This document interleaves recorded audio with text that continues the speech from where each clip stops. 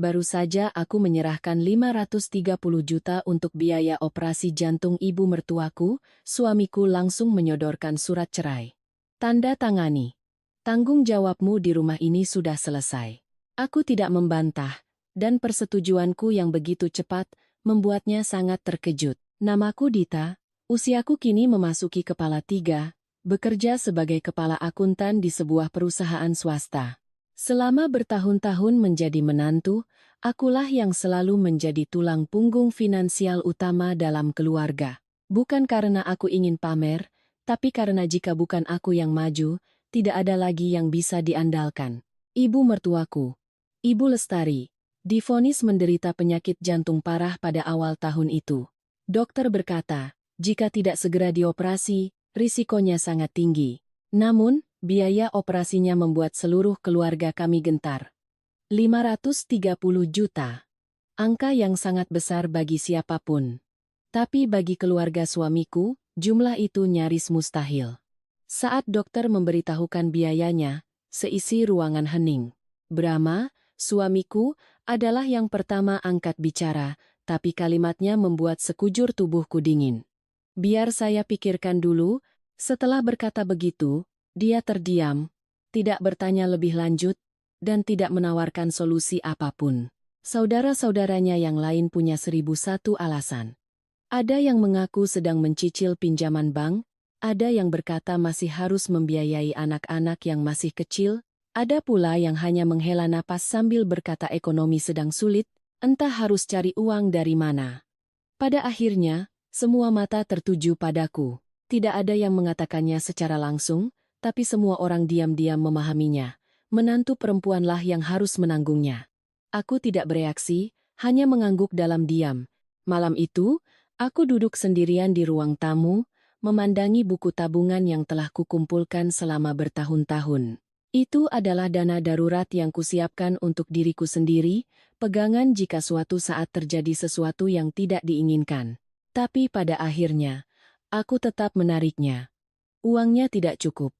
Aku mencari pinjaman tambahan, tanpa memberitahu siapapun, tanpa mengeluh pada suami. Dalam senyap, aku mengumpulkan 530 juta lalu pergi sendiri untuk melunasi biaya rumah sakit. Sehari sebelum dirawat, Ibu Lestari memanggilku. Ia menggenggam tanganku erat-erat. Tangannya kurus, dingin, dan gemetar. Ia menatapku lama, lalu berbisik, Dita, Ibu tahu kamu berkorban banyak. Ibu berutang budi padamu seumur hidup. Aku hanya tersenyum tipis dan menggeleng. Jangan berkata begitu, Bu. Selagi Dita mampu, Dita akan lakukan. Sejujurnya, aku tidak butuh utang budi darinya. Aku hanya berharap, setelah kejadian ini, keluarga ini akan melihatku dengan cara yang sedikit berbeda. Setidaknya suamiku, pria yang kupilih untuk menemaniku seumur hidup, akan mengerti bahwa aku bukanlah orang luar. Hari-hari di rumah sakit, aku hampir tidak punya waktu untuk istirahat. Mulai dari mengurus administrasi, menebus obat, memantau kondisi, hingga merawat ibu setiap makan dan tidur, semua kulakukan sendiri. Ada malam di mana aku tidak tidur sama sekali, hanya bisa memejamkan mata beberapa menit di kursi koridor. Brahma tetap datang, tapi sangat jarang. Setiap kali datang, ia hanya duduk sebentar lalu pamit, Mas ada kerjaan, Mas pergi dulu ya. Suatu hari, dia datang, melihat ibunya sekilas, lalu bertanya padaku, semua aman, kan? Belum sempat aku menjawab, ia sudah meraih ponselnya dan melangkah keluar.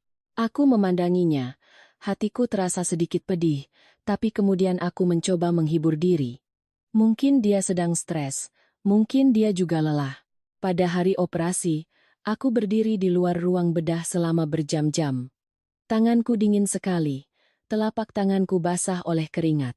Aku tidak berani duduk, hanya mondar-mandir, mataku terpaku pada pintu yang tertutup rapat. Di kepalaku saat itu hanya ada satu pikiran, semoga ibu selamat. Ketika dokter keluar, melepas maskernya, dan berkata, operasi berhasil, pasien sudah melewati masa kritis, aku nyaris jatuh terduduk. Aku tidak ingat apa yang kukatakan. Yang kuingat hanyalah air mata yang terus mengalir, campuran antara lega dan lelah yang luar biasa. Beberapa hari berikutnya, Ibu Lestari perlahan pulih. Aku tetap tinggal untuk merawatnya hingga ia diperbolehkan pulang. Baru saat itulah, aku sadar berat badanku turun beberapa kilogram dan tubuhku terasa melayang karena kurang tidur. Tapi sebagai gantinya, ada perasaan aneh di hatiku. Seolah-olah setelah semua ini, segalanya akan baik-baik saja. Aku telah memenuhi kewajibanku. Aku tidak berpaling saat keluarga membutuhkanku. Dan aku percaya, setelah cobaan ini, semua orang akan berubah. Terutama Brahma. Aku percaya, setidaknya, dia akan menatapku dengan pandangan yang berbeda. Bukan lagi sebagai kewajiban, bukan lagi sebagai sesuatu yang memang sudah seharusnya, melainkan dengan rasa hormat.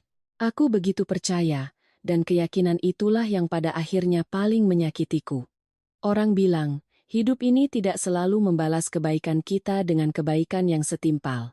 Kadang, justru saat kita baru saja menguras tenaga untuk seseorang, saat itulah kita mulai melihat wajah asli mereka. Bagiku, masa setelah ibu mertuaku pulang dari rumah sakit adalah momen itu. Setiap kali mengingat hari-hari itu, aku merasa ada lapisan es tipis yang menyelimuti hatiku, dingin dan menusuk, samar tapi tak kunjung hilang. Kukira setelah operasi itu, suasana rumah akan berbeda. Aku tidak butuh pujian atau ucapan terima kasih, cukuplah jika mereka tidak lagi bersikap dingin, tidak lagi menganggap pengorbananku sebagai hal yang biasa. Tapi tidak, sejak Ibu Lestari pulang, rumah itu diselimuti suasana yang aneh. Tidak ada yang berteriak, tidak ada yang cari gara-gara, juga tidak ada wajah masam yang terang-terangan. Namun, semakin sunyi, aku semakin merasa sesak. Brahma adalah yang pertama berubah. Jika sebelumnya dia masih bertanya beberapa patah kata, masih pura-pura khawatir pada ibunya, atau masih bicara sepatah dua patah denganku di rumah sakit, setelah ibu pulang, dia seolah menarik diri sepenuhnya. Dia berangkat lebih pagi dan pulang lebih malam. Suatu hari aku menyiapkan makan malam pukul 7, meneleponnya 3-4 kali, dia hanya membalas dengan pesan singkat, "Kamu makan duluan saja, Mas sibuk." Aku masih mencoba memaklumi, mungkin dia lelah. Ibu baru selesai operasi, keuangan keluarga terkuras habis, wajar jika seorang pria merasa tertekan. Karena itu, aku tidak mengomel atau menyalahkannya. Saat dia pulang, aku tetap menghangatkan makanannya, menyiapkan air hangat, dan bertanya dengan lembut, "Hari ini capek sekali, ya, Mas?" Namun, jawabannya seringkali hanya gumaman yang pelan, atau lebih parah lagi, kalimat dingin, "Mas capek, jangan banyak tanya." Kalimat itu tidak hanya diucapkannya sekali. Awalnya, aku pikir aku terlalu sensitif. Tapi hal-hal kecil terus menumpuk hingga aku tidak bisa lagi membohongi diri sendiri. Yang paling aneh adalah, tepat setelah biaya rumah sakit lunas, belum sempat aku bernapas lega, Brahma mulai menaruh perhatian pada uangku dengan cara yang tidak biasa. Suatu malam, dia sedang asyik dengan ponselnya. Tiba-tiba mengangkat kepala dan bertanya, "Uangmu sisa berapa?" Aku terdiam sejenak sebelum menjawab, "Maksud Mas uang tabungan? Sudah hampir habis semua untuk operasi." "Aku tahu," katanya tanpa ekspresi, hanya mengangguk-angguk lalu bertanya lagi dengan nada datar. "Masih ada simpanan lain untuk cadangan?" Aku menatap suamiku dan merasa asing. Pria yang baru saja menyaksikan aku menjual seluruh tabunganku, bahkan berutang, demi ibunya, seharusnya menjadi orang yang paling merasa tidak enak. Tapi saat itu, yang pertama kali dia pedulikan bukanlah apakah aku lelah atau apakah aku kekurangan, melainkan berapa banyak uang yang masih kumiliki. Aku mulai merasa cemas. Tapi seperti perempuan lain yang sudah terbiasa bersabar, aku kembali mencari-cari alasan untuk memaafkannya. Mungkin dia khawatir soal biaya obat pasca operasi, mungkin dia takut penyakit ibunya kambuh, atau mungkin pria memang kikuk dan tidak tahu cara menunjukkan perhatian sehingga pertanyaannya terdengar kaku. Lalu suatu malam, saat aku sedang menjemur pakaian di balkon, aku mendengar teleponnya berdering di ruang tamu. Brahma mengira aku masih di dapur, jadi dia tidak waspada. Dia mengangkat telepon dengan cepat, suaranya melembut, sangat berbeda dengan nada ketus yang biasa dia gunakan padaku beberapa hari terakhir. Aku tidak sengaja menguping, Tapi di rumah yang senyap itu, setiap kata yang diucapkannya terdengar sangat jelas. Dia berbicara pelan, tapi kelembutan itu justru membuat hatiku nyeri. Aku akan selesaikan semuanya secepatnya, kamu jangan khawatir. Iya, aku tahu, aku tidak akan membiarkanmu menunggu lama. Aku berdiri mematung di balik pintu balkon. Itu bukan suara seorang pria yang sedang bicara soal pekerjaan. Aku sudah hidup bersamanya selama bertahun-tahun. Aku tahu seorang pria bisa membohongi orang lain, tapi nada suaranya saat berbicara lembut pada seseorang sangat sulit disembunyikan. Caranya merendahkan suara, ritme bicaranya yang melambat, dan nada di akhir kalimatnya yang seolah membujuk. Aku terlalu memahaminya. Ketika dia berbalik dan melihatku berdiri di sana dengan keranjang cucian, wajahnya sempat menegang. Aku hanya bertanya dengan nada biasa, "Siapa yang telepon, Mas?" Dia menjawab seketika, begitu cepat seolah sudah disiapkan. "Klien." Aku mengangguk, tidak bertanya lebih jauh. Tapi sejak saat itu, retakan pertama muncul di hatiku. Sangat kecil, mungkin orang yang tidak peduli tidak akan menyadarinya. Tapi aku berbeda, aku seorang perempuan. Terkadang, tidak perlu bukti, firasat saja sudah cukup untuk membuat hati gelisah semalaman. Di rumah, orang yang membuatku tak kalah bingung adalah Ibu Lestari. Setelah operasi, kesehatannya masih lemah, jalannya pelan, dan bicaranya pun lebih pelan dari sebelumnya. Tapi yang kuperhatikan adalah sorot matanya saat menatapku. Berkali-kali aku memergokinya menatapku seolah ingin mengatakan sesuatu, tapi kemudian urung. Suatu hari, saat aku membawakan bubur ke kamarnya, beliau menggenggam tanganku, matanya memerah, bibirnya bergerak-gerak tanpa suara. Aku duduk di samping tempat tidurnya dan bertanya lembut, "Ibu mau bicara sesuatu sama Dita?" Beliau menatapku sangat lama. Tatapan itu campuran antara kasihan, rasa bersalah, dan ketakutan akan sesuatu. Akhirnya, beliau hanya menghela napas, melepaskan tanganku, dan berbisik, "Nanti saja." Aku tidak mengerti, sungguh tidak mengerti. Tapi sejak hari itu, hatiku tidak bisa tenang. Brahma bersikap dingin dan aneh, Ibu Lestari jelas menyembunyikan sesuatu. Dan aku seperti berjalan di tengah kabut, tahu ada sesuatu di sekitarku, tapi tidak bisa melihatnya dengan jelas. Seringkali saat berbaring di samping suami, aku mendengar helaan napasnya yang teratur dalam gelap, tapi jarak di antara kami terasa begitu jauh. Terkadang aku ingin bangun dan menanyakannya langsung, tapi aku selalu mengurungkannya. Aku takut aku salah sangka. Aku takut membesar-besarkan masalah yang belum jelas. Dan di atas segalanya, aku masih memelihara sedikit harapan bahwa semua ini hanya karena aku terlalu lelah setelah cobaan kemarin, sehingga aku menjadi lebih curiga. Jadi, aku memilih diam. Aku tidak membuat keributan, tidak menginterogasinya, dan tidak bercerita pada siapapun. Aku hanya mengamati dalam diam. Namun justru keheningan itulah yang pada akhirnya membantuku melihat kebenaran yang begitu menyakitkan, yang jika ku tahu lebih awal, mungkin aku tidak akan punya cukup keberanian untuk menceritakannya sekarang. Dan hal yang paling kutakutkan pun tiba. Tanpa keributan, tanpa pertanda, hanya jatuh begitu saja seperti pisau dingin, tepat sasaran dan mematikan. Peristiwa itu terjadi pada suatu sore, hanya beberapa hari setelah ibu mertuaku melewati masa kritis dan kesehatannya mulai stabil. Beliau sudah bisa berjalan di dalam rumah dan tidak lagi terlalu bergantung pada obat pereda nyeri. Hari itu aku pulang kerja agak terlambat. Seharian memeriksa pembukuan membuat kepalaku tegang seperti senar gitar. Tapi dalam perjalanan pulang, aku masih menyempatkan diri mampir ke pasar untuk membeli ikan dan sayuran, berencana memasak soto Betawi kesukaan Ibu Lestari. Di kepalaku saat itu masih ada pikiran-pikiran yang sangat biasa, pulang, ganti baju, masak, memeriksa apakah ibu sudah minum obat. Dan jika Brahma pulang lebih awal, aku akan mencoba bicara baik-baik dengannya sekali lagi. Namun, begitu melangkah masuk ke rumah, aku merasakan atmosfer yang berbeda. Tidak ada aroma masakan, tidak ada suara televisi, juga tidak ada suara batuk pelan Ibu Lestari dari kamarnya seperti biasa. Ruang tamu terang benderang, gorden tertutup rapat, dan Brahma sedang duduk di sofa, punggungnya tegak, kedua tangannya di atas lutut, dengan ekspresi yang begitu dingin hingga membuat hatiku langsung menciut. Dia mengangkat kepala, menatapku sekilas, lalu berkata singkat, "Sini, aku mau bicara." Caranya memanggilku tanpa sebutan sayang atau dik membuatku berhenti di ambang pintu. Selama bertahun-tahun menikah, semarah apapun, dia tidak pernah menggunakan nada yang begitu berjarak. Aku meletakkan tas belanjaan dan melangkah perlahan ke ruang tamu. Dan di sana, di atas meja kaca di hadapanku, tergeletak selembar kertas putih yang ditata rapi. Sekilas saja aku sudah tahu apa itu. Surat cerai.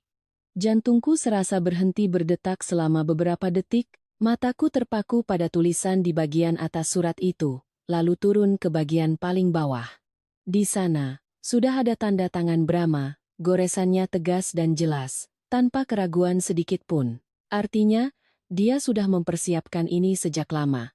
Ini bukan kemarahan sesaat, bukan ancaman, melainkan keputusan yang sudah diperhitungkan. Aku mengangkat wajah menatap suamiku, merasa seperti melihat orang yang sama sekali asing. Tenggorokanku kering kerontang, butuh beberapa detik sebelum aku bisa bersuara. "Apa-apaan ini?" Brahma bersandar santai di sofa, suaranya begitu tenang hingga terasa mengerikan. "Tanda tangani. Tanggung jawabmu di rumah ini sudah selesai." Setiap katanya jatuh dengan ringan, tapi terasa seperti palu yang menghantam dadaku. Aku berdiri mematung. Mungkin jika saat itu dia berteriak, memaki, atau mencari-cari masalah, aku akan lebih bisa memahaminya, tapi tidak. Dia mengucapkan kalimat itu dengan ketenangan yang kering, seolah sedang menyuruhku menandatangani tanda terima barang, selesai urusan, jalan masing-masing. Aku tidak tahu sudah berapa lama aku berdiri seperti itu. Pikiranku kosong. Semua kelelahan selama di rumah sakit, semua uang yang kukorbankan, semua malam tanpa tidur, semua harapan tentang sebuah keluarga setelah badai berlalu, semuanya seolah diremukkan oleh tangan tak terlihat dalam sekejap. Aku mendengar suaraku sendiri bertanya dengan sangat pelan. "Kenapa?" Brahma nyaris tidak perlu berpikir. Dia menjawab seketika. Matanya menatap lurus tanpa berkedip. "Karena kita sudah tidak cocok. Aku tidak mau memperpanjang ini lagi." "Tidak cocok." Aku nyaris tertawa getir. Sebuah kalimat yang ringkas, bersih, dan enak didengar, tapi dinginnya sampai ke tulang. Kalimat itu menghapus semua yang pernah ada di antara kami hanya dalam sebaris kata, tanpa menyebut tahun-tahun pernikahan kami. Tanpa menyebut uang yang baru saja ku keluarkan untuk menyelamatkan ibunya. Tanpa menyebut hari-hari di mana aku berjaga di rumah sakit sampai pucat pasi, seolah semua itu tidak pernah ada. Seolah aku tidak pernah menjadi istrinya. Seolah 530 juta itu hanya angin lalu. Aku menoleh ke arah Ibu Lestari. Beliau duduk di kursi tunggal di dekat jendela, kedua tangannya mencengkeram ujung bajunya, kepalanya tertunduk sangat rendah. Sejak aku masuk, beliau tidak mengucapkan sepatah kata pun.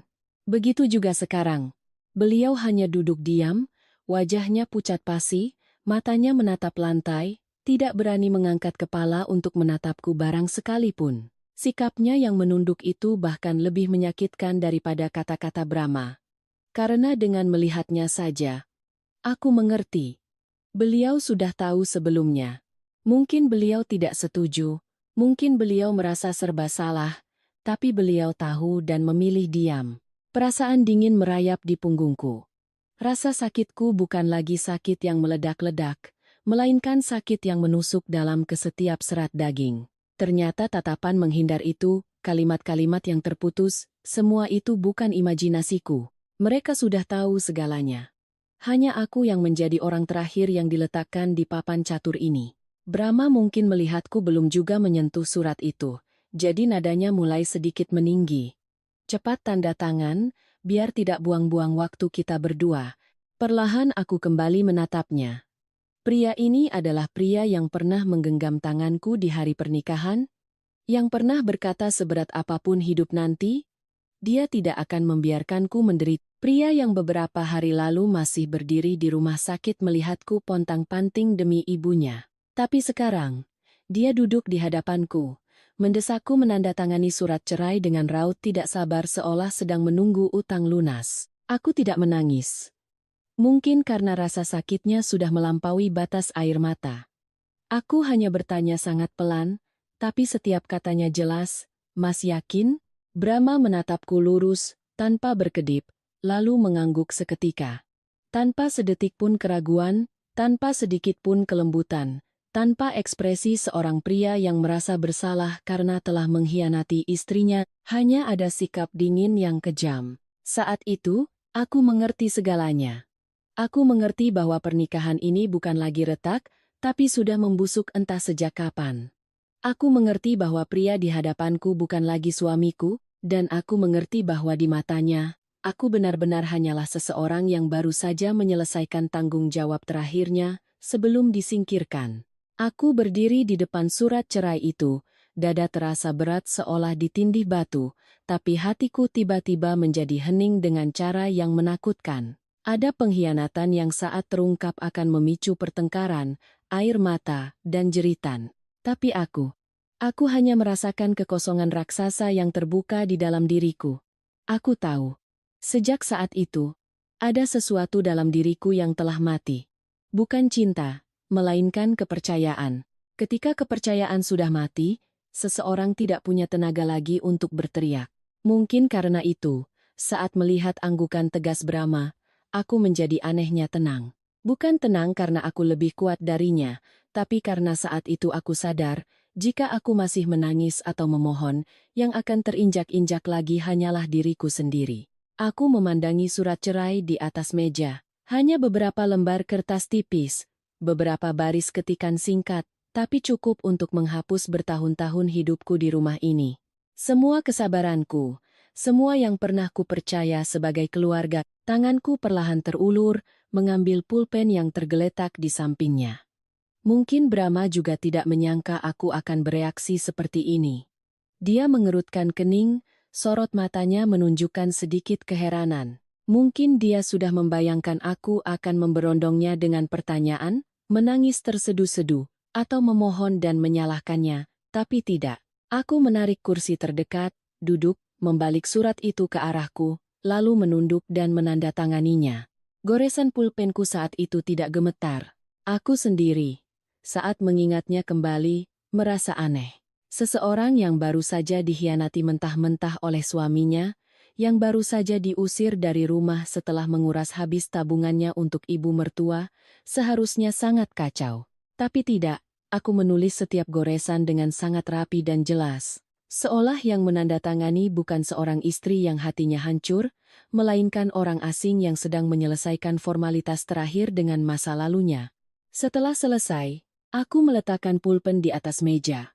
Mengangkat kepala menatap Brahma, dan hanya berkata dengan sangat pelan, "Baik, aku tanda tangan.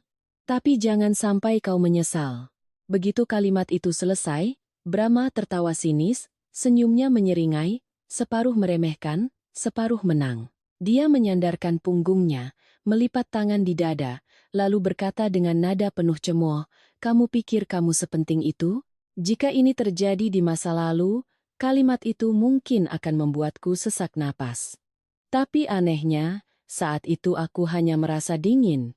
Dingin oleh nada bicaranya, dingin oleh tatapannya, dan dingin oleh kebodohanku sendiri selama bertahun-tahun. Dulu aku mengira pria ini baik hati, kupikir meskipun dia sedikit cuek dan lemah, di lubuk hatinya dia adalah orang yang tahu diri. Ternyata tidak, dia tidak berubah dalam semalam. Hanya saja sekarang dia tidak perlu berpura-pura lagi. Aku tidak membalas cemoohannya. Bukan karena aku kehabisan kata-kata, tapi karena kurasa itu tidak perlu lagi. Ada orang-orang yang pada titik tertentu, kita tidak ingin lagi berdebat dengannya. Karena fakta bahwa kita pernah menaruh kepercayaan padanya sudah merupakan sebuah kekalahan yang terlalu besar. Aku berdiri dan berjalan lurus ke kamar tidur. Kamar itu, selama ini selalu kurawat sedikit demi sedikit. Dari spray yang kupilih, gorden yang kupasang, hingga setiap kemeja Brahma yang kulipat rapi di lemari. Tapi saat melangkah masuk, aku merasa kamar itu begitu asing, seperti kamar orang lain.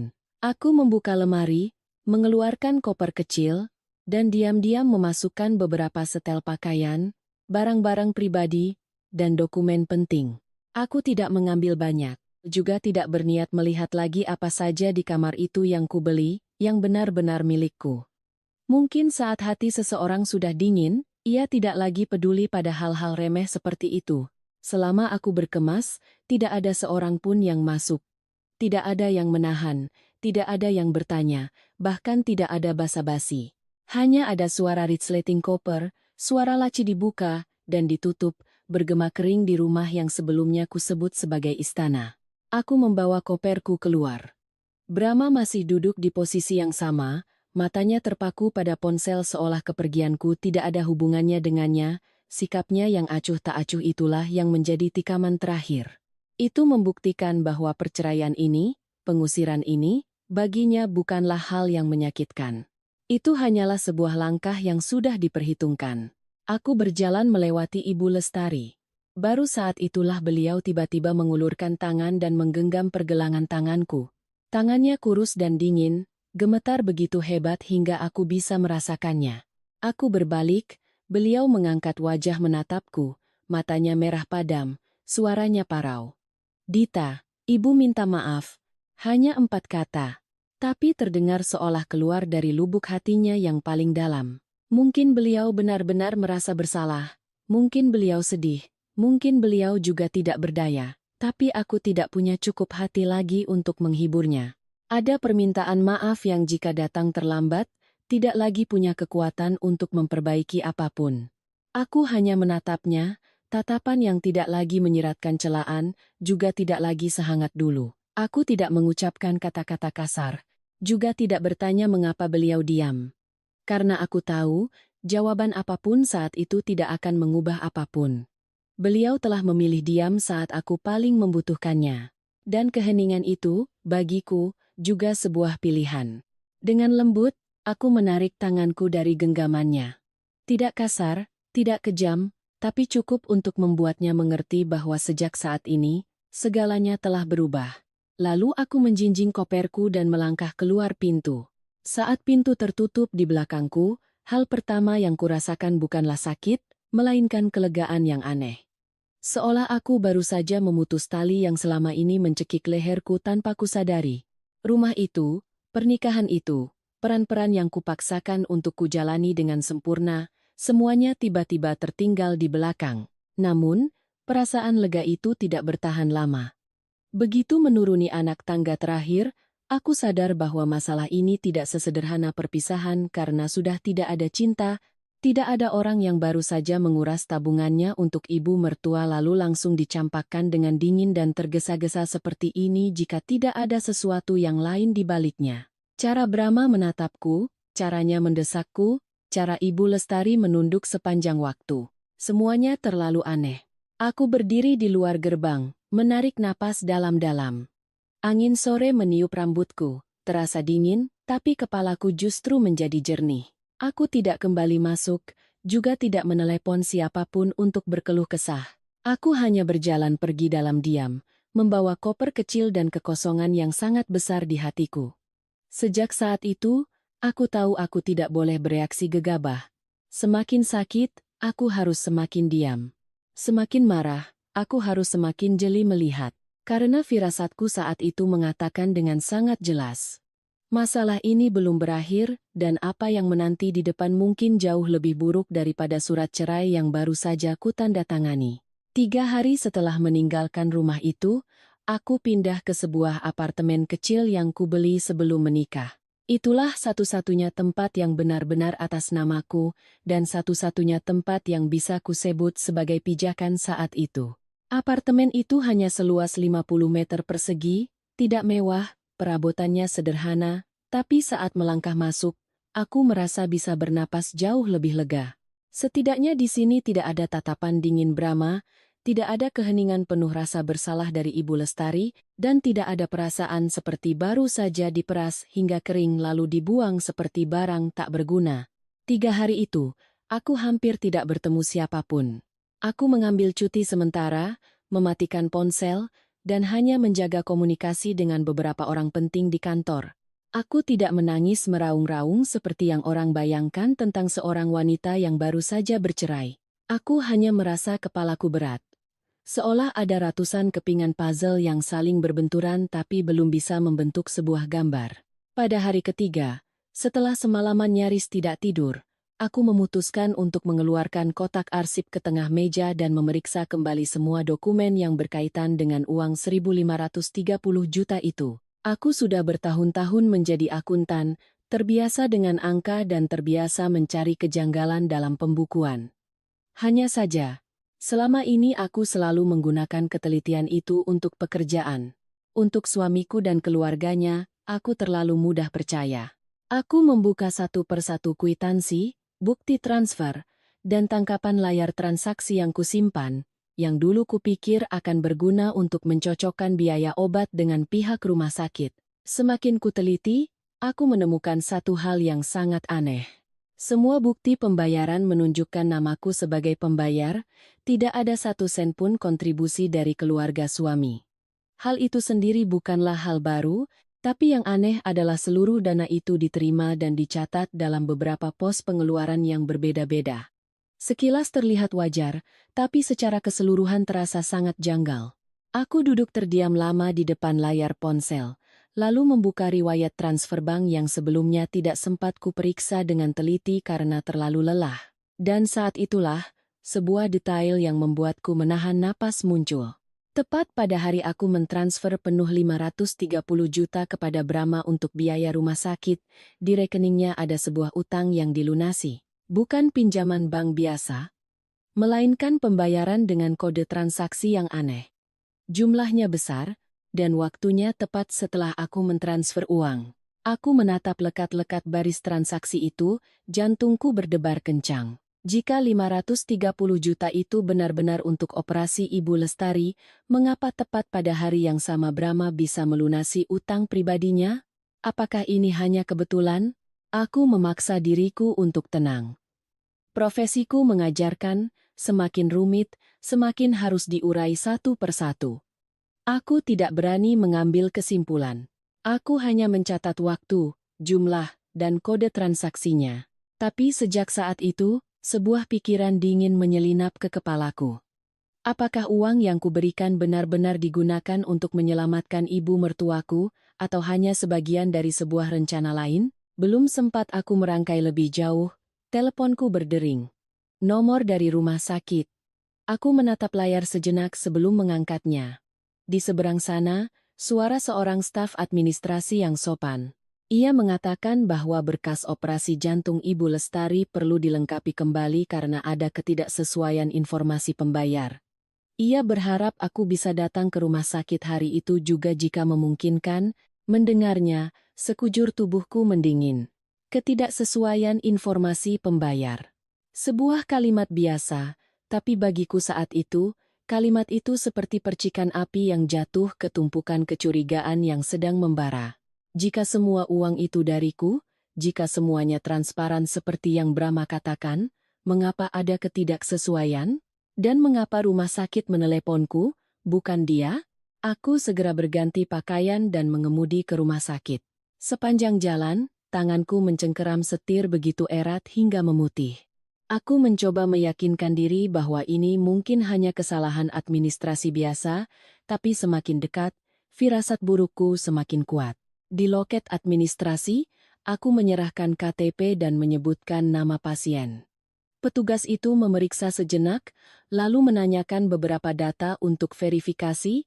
Setelah itu, dia mengeluarkan setumpuk berkas dan menunjuk beberapa bagian yang perlu diperiksa. Aku menunduk. Awalnya tidak mengerti di mana letak masalahnya, tapi beberapa detik kemudian, mataku berhenti pada sebuah catatan kecil di bagian pembayaran uang muka sebelum operasi. Telah ada sejumlah uang yang dibayarkan sebelumnya, dan itu bukan dariku. Aku pikir aku salah lihat, dan bertanya lagi pada petugas itu. Dia pun tampak sedikit bingung, lalu mendekatkan layar komputernya agar aku bisa melihat. Sistem menunjukkan dengan jelas bahwa ada pembayaran yang dilakukan sebelum aku mentransfer uang. Tidak banyak, tidak dijelaskan panjang lebar, tapi keberadaannya saja sudah cukup membuat kepalaku pening. Artinya, Operasi Ibu Lestari tidak sepenuhnya bergantung pada uangku. Artinya, sebelum aku menguras tabunganku, sebelum aku didorong ke dalam situasi di mana seolah-olah hanya aku yang bisa menyelamatkannya, sudah ada sumber dana lain yang membayar sebagian biayanya, bahkan mungkin bagian yang paling penting, aku berdiri mematung di depan loket. Petugas itu masih mengatakan sesuatu tentang berkas yang perlu disatukan atas nama satu wali, tapi telingaku berdengung, di kepalaku hanya terlintas adegan demi adegan. Brahma dengan mata memerah berkata, "Dita, hanya kamu yang bisa menyelamatkan ibu." Brahma yang dengan panik mendesakku mentransfer uang karena rumah sakit tidak bisa menunggu. Brahma yang dengan dingin menyodorkan surat cerai tepat setelah ibunya pulang. Semua itu sebelumnya masih kucoba pahami dengan cara yang paling tidak menyakitkan, bahwa mungkin dia sudah tidak cinta, bahwa mungkin hatinya telah berubah. Tapi di momen ini, semuanya tiba-tiba muncul dengan wajah yang sama sekali berbeda. Aku bukan hanya dikhianati, aku telah dimanfaatkan. Didorong untuk memainkan peran pahlawan keluarga, diambil semua uangku, lalu disingkirkan begitu aku tidak lagi bernilai. Aku berdiri di koridor rumah sakit, tempat yang belum lama ini menjadi saksiku begadang semalaman demi seseorang, dan merasakan punggungku merinding. Untuk pertama kalinya, aku tidak lagi bertanya mengapa Brahma tidak mencintaiku lagi. Aku mulai bertanya sesuatu yang jauh lebih mengerikan. Sejak kapan dia merencanakan ini, dan kemana perginya 530 juta milikku? Pertanyaan itu menghantuiku sepanjang jalan dari loket pembayaran hingga ke lobi rumah sakit. Aku tidak ingat berapa banyak kursi tunggu atau pintu kamar pasien yang kulewati. Yang kuingat hanyalah tanganku mencengkeram tumpukan berkas begitu erat hingga ujung kertasnya terasa menusuk kulit, tapi aku tidak melepaskannya. Apa yang baru saja kulihat bukan lagi firasat, itu adalah bukti hitam di atas putih, angka-angka, stempel, sesuatu yang bahkan jika aku ingin membohongi diri sendiri, sekali lagi pun tidak akan bisa. Aku kembali ke loket dan meminta untuk mencetak seluruh rincian tagihan. Petugas itu awalnya sedikit ragu, tapi mungkin melihat wajahku yang pucat pasi, dia tidak banyak bertanya. Aku menunggu di samping mesin cetak, mendengar suara kertas keluar lembar demi lembar, dadaku terasa seperti disiram air es. Lembar pertama menunjukkan dengan jelas pembayaran dari BPJS Kesehatan. Lembar berikutnya adalah pembayaran dari asuransi tambahan, lalu uang muka rawat inap atas nama Ibu Lestari. Aku membaca baris demi baris hingga mataku berkunang-kunang. Ternyata, operasi itu tidak pernah berada di ujung tanduk, hanya menunggu 530 juta dariku untuk bisa terlaksana seperti yang Brahma paksakan untukku percaya. Sebagian besar biaya terpenting sudah ditanggung dari sumber lain. Sementara uangku, uang yang membuatku menguras tabungan dan berutang, justru dimasukkan ke dalam pos pengeluaran yang sangat panjang dan ambigu, biaya tambahan perawatan di luar daftar. Terdengar masuk akal, tapi semakin kubaca, bulu kudukku semakin merinding. Pos di luar daftar itu tidak ditulis dalam satu baris yang jelas. Ia dipecah menjadi banyak item kecil-kecil. Alat bantu medis, biaya perawatan intensif khusus, suplemen tambahan, layanan pemantauan ekstra. Nama-nama yang cukup teknis untuk membuat orang awam tidak berani bertanya, tapi cukup longgar bagi seseorang yang mengerti pembukuan sepertiku untuk melihat kejanggalannya. Aku bertanya pada petugas kasir. Biaya-biaya ini siapa yang menambahkan, dan mengapa diubah berkali-kali? Dia mengangkat kepala, melihat sekeliling dengan cepat seolah takut ada yang mendengar, lalu merendahkan suaranya. Sebaiknya ibu tanyakan langsung pada keluarga, berkas ini ada yang minta diurus cepat dan direvisi beberapa kali. Kami hanya mengikuti permintaan dari wali pasien. Wali pasien? Dua kata itu membuat jantungku serasa diremas. Aku segera membuka halaman pengesahan terakhir, dan seperti pisau yang menusuk mataku, aku melihat nama Brahma tertera di bagian tanda tangan. Di kolom hubungan, tertulis jelas, wali pasien. Aku terduduk lemas. Ternyata, saat aku panik mencari uang, saat aku percaya sedang menyelamatkan ibu mertuaku dari kematian, Brahma berdiri di sini, menandatangani pos-pos pengeluaran yang ambigu ini, mengubah berkas ini, menyesuaikan rincian ini. Semua ini bukan kesalahan. semua ini ada campur tangannya. Tepat saat itu, sebuah ingatan muncul di kepalaku. Malam di mana dia duduk di sampingku di rumah sakit, mata memerah dan suara tercekat saat menggenggam tanganku. Kalau ibu sampai kenapa-kenapa, Mas akan menyesal seumur hidup. Dita, hanya kamu yang bisa menyelamatkan ibu. Hari itu, hatiku begitu luluh. Mungkin seumur hidup aku tidak akan lupa. Aku melihat pria itu gemetar karena ibunya, aku bahkan merasa kasihan pada ketidakberdayaannya. Kukira, biarlah dia lemah, biarlah dia tidak becus jadi suami, setidaknya dia masih tahu cara berbakti pada ibunya. Sekarang, mengingatnya kembali, aku hanya merasa mual. Ternyata saat itu dia tidak memohon padaku untuk menyelamatkan ibunya, dia hanya sedang membawaku selangkah demi selangkah ke dalam lubang yang telah dia gali. Belum sempat aku menelan keterkejutan itu, aku membuka ponsel untuk memeriksa kembali transaksi bank. Semakin kuteliti, semakin jelas jejak uang itu. Tepat pada hari aku selesai mentransfer, rekening Brahma melunasi sebuah utang pribadi yang telah jatuh tempo berbulan-bulan. Bukan jutaan, tapi angka yang cukup besar untuk membuatnya bisa bernapas lega. Cukup dengan mencocokkan waktunya, aku langsung paham apa yang terjadi. Semua kepingan puzzle tiba-tiba menyatu dengan begitu mengerikan. Sikapnya yang tergesa-gesa, desakannya agar aku mentransfer uang malam itu juga, sikap dinginnya setelah ibu pulang, surat cerai yang sudah disiapkan, dan tatapannya yang acuh tak acuh saat aku pergi. Semua itu bukan karena cintanya yang tiba-tiba hilang, tapi karena sejak awal aku hanyalah pelampung finansial baginya saat dia tenggelam dalam utang. Dia telah menggunakan ketakutanku kehilangan ibu mertua, baktiku sebagai menantu, dan bahkan sifatku yang terbiasa sabar untuk menutupi lubang yang dia gali sendiri. Aku berjalan keluar dari area kasir dengan kaki serasa menginjak kapas, tubuhku melayang, bukan karena lemas, tapi karena amarah dan rasa malu yang meluap begitu kuat. Aku mencengkeram tas berisi berkas hingga kusut, berdiri di tengah koridor yang ramai, dan merasa seperti ditelanjangi. Bukan karena semua orang tahu aku bodoh, tapi karena aku sendiri baru saja mau mengakui betapa bodohnya aku. Aku tidak diceraikan setelah tanggung jawabku selesai. Aku diperas hingga kering, lalu dicampakkan seperti barang bekas pakai. Kalimat itu muncul di kepalaku dengan begitu jelas, hingga aku berhenti di tengah koridor, dadaku sakit seperti diremas. Bertahun-tahun menjadi istri, berkali-kali aku mengingatkan diri untuk tahu diri, untuk mengalah demi kedamaian rumah tangga, untuk hidup agar tidak dicela orang. Akhirnya berakhir seperti ini, baru saja aku melangkah keluar ke teras rumah sakit, ponselku bergetar, layarnya menampilkan nama Ibu Lestari. Aku menatap nama itu selama beberapa detik, hatiku kalut, sebagian diriku ingin langsung menolaknya, karena bagaimanapun, beliau tahu soal perceraian ini dan tetap diam. Tapi sebelum jariku sempat menyentuh layar, panggilannya sudah tersambung, mungkin karena beliau menelepon bertubi-tubi. Suaranya terdengar tercekat dan gemetar. Dita, jangan tutup teleponnya. Ada yang harus ibu bicarakan. Kalau ditunda lagi, ibu takut tidak akan sempat. Aku berdiri terpaku di bawah terik matahari di halaman rumah sakit, merasakan jantungku berdebar kencang. Aku tidak tahu apa yang akan beliau katakan, tapi firasatku mengatakan bahwa panggilan ini akan menguak lapisan kebenaran yang lain, dan mungkin, apa yang baru saja kutemukan di rumah sakit hanyalah permulaan. Aku terdiam sejenak, lalu menjawab, "Ibu mau bicara apa? Silakan."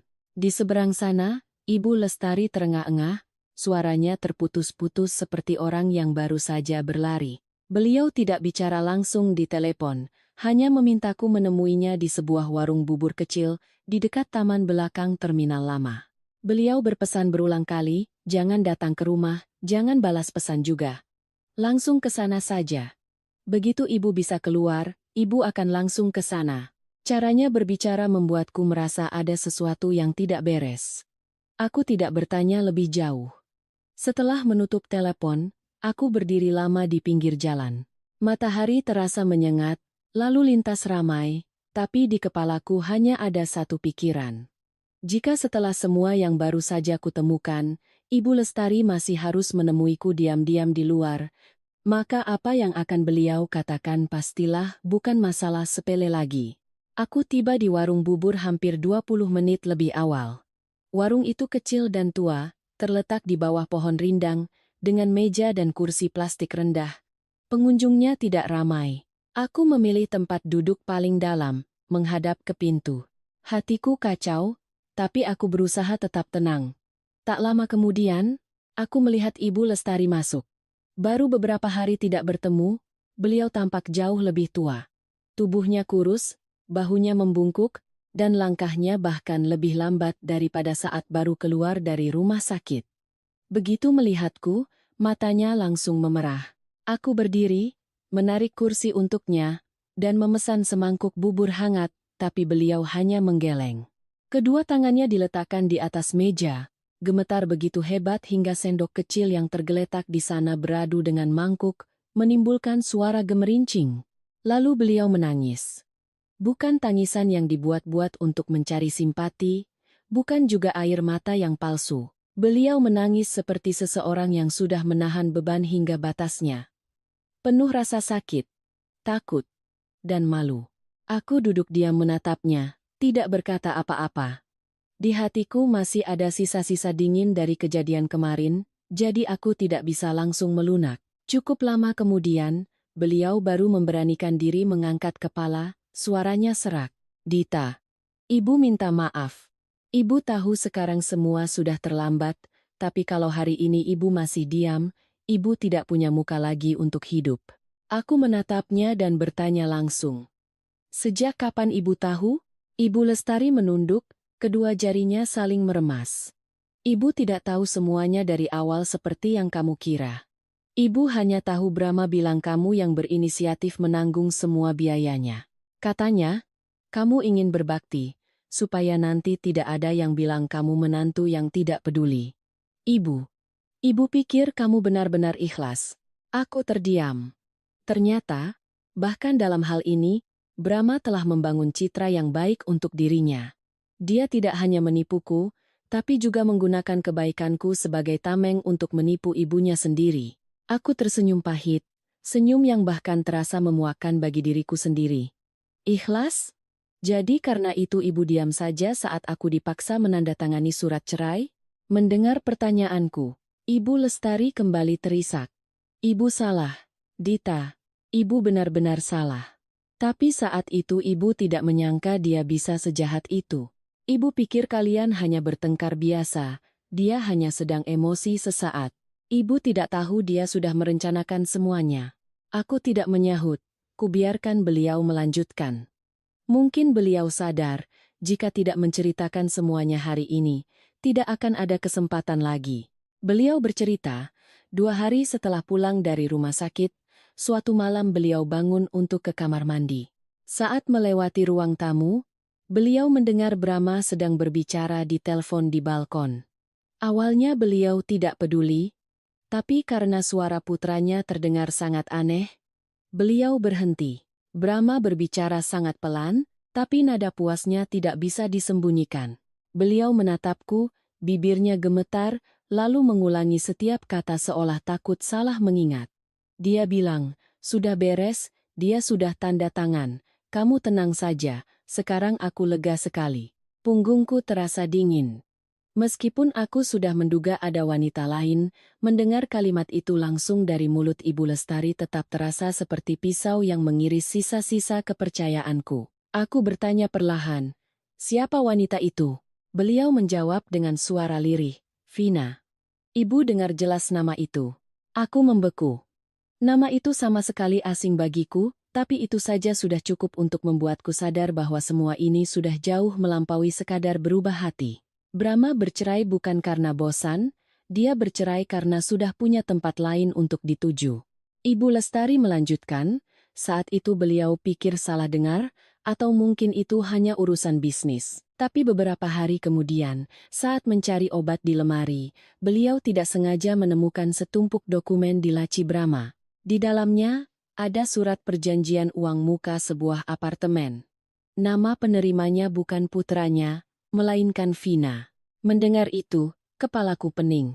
Angka-angka di rumah sakit, utang yang baru dilunasi, desakannya agar aku segera menandatangani surat cerai, dan sekarang ditambah surat perjanjian apartemen atas nama orang lain, semuanya tiba-tiba terhubung menjadi satu garis lurus. 530 juta dariku bukan hanya untuk menutupi utangnya, tapi juga bisa jadi modal bagi Brahma untuk membangun rumah baru dengan wanita baru. Aku bergumam dengan suara parau, artinya, saat aku pontang-panting menyelamatkan ibu, dia sudah merencanakan untuk membiayai orang lain. Ibu Lestari menggenggam tanganku, dingin sekali. Ibu bersalah padamu, Dita. Ibu tulus menyayangimu. Ibu pikir dia hanya kilaf, mungkin ada yang menghasutnya, nanti juga dia sadar. Ternyata dia sudah merencanakan semuanya, begitu rapi sampai ibu sendiri tidak percaya itu kelakuan anak ibu. Mendengarnya, tenggorokanku tercekat. Brahma yang kukenal di awal pernikahan tidak seperti ini. Dia pernah menyisihkan makanan enak untukku, pernah semalaman mengipasiku saat aku demam, pernah berjalan kaki berkilo-kilometer hanya untuk membelikanku obat di tengah malam. Karena masih mengingat hal-hal itu, selama ini, meskipun melihatnya berubah dingin, aku masih mencoba mencari alasan untuk membelanya. Tapi sekarang, tidak ada lagi yang bisa dibela. Seolah bisa membaca pikiranku, Ibu Lestari menunduk dan menambahkan dengan suara getir. Sehari sebelum dia memberikan surat cerai padamu, dia sudah mengancam ibu. Dia bilang, kalau ibu sampai buka mulut, dia tidak akan peduli lagi ibu mau hidup atau mati. Ibu mendengarnya sampai lemas. Ibu takut, malu, tapi ibu tetap diam. Ibu salah di situ. Aku tidak menyalahkannya saat itu. Bukan karena aku sudah memaafkan, tapi karena mendengar kalimat itu, aku langsung mengerti sejauh mana Brahma telah berubah. Seseorang yang berani menjadikan penyakit ibunya sebagai alat, yang berani menggunakan hidup mati ibunya untuk membungkam mulut, apalagi yang tidak berani dia lakukan pada istrinya. Warung bubur masih riuh, tapi di antara kami berdua, ada keheningan yang pekat. Aku menatap Ibu Lestari lama. Tepat saat aku pikir ceritanya hanya sampai di situ, beliau tiba-tiba merogoh saku jaketnya, lalu menyelipkan sebuah benda kecil ke telapak tanganku. Sebuah flash disk hitam. Aku menatapnya bingung. Beliau melirik cepat ke arah pintu, lalu mendekat dan berbisik, nyaris tanpa suara. Ibu tidak mengerti teknologi, tapi ibu tahu, benda ini bisa menyelamatkanmu, atau membuat Brahma hancur sehancur-hancurnya. Aku menggenggam flash disk itu sepanjang perjalanan pulang, hatiku terasa berat. Benda itu begitu kecil, tapi aku tahu, isinya mungkin bukan lagi sekadar penjelasan atau kecurigaan, isinya bisa jadi paku terakhir yang menutup semua jalan kembali bagi pernikahan ini. Tiba di apartemen, aku tidak langsung menyalakan lampu. Aku duduk diam dalam gelap cukup lama. Tubuhku lelah, tapi pikiranku tegang. Akhirnya, aku melangkah ke meja kerja, menyalakan laptop. Cahaya biru dari layar menerangi ruangan, membuatnya terasa semakin dingin. Aku menarik napas dalam, lalu mencolokkan flash disk itu. Di dalamnya ada beberapa folder tanpa nama yang jelas, beberapa file rekaman suara, beberapa tangkapan layar, dan beberapa video pendek. Melihatnya saja, aku tahu Ibu Lestari tidak berlebihan. Beliau memang tidak paham teknologi, tapi jelas beliau meminta bantuan seseorang untuk menyimpan semuanya secara diam-diam. Mungkin setelah mendengar percakapan telepon itu, beliau juga mulai takut putranya sudah tergelincir terlalu jauh. Aku membuka file pertama.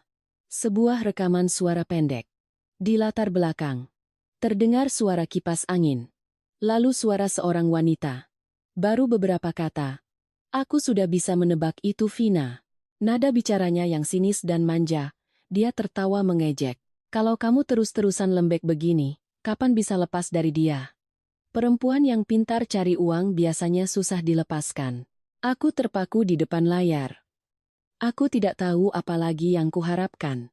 Mungkin di lubuk hatiku, meskipun sudah mendengar cerita Ibu Lestari dan melihat bukti di rumah sakit, aku masih berharap ini hanya masalah uang, bahwa Brahma hanya terbujuk.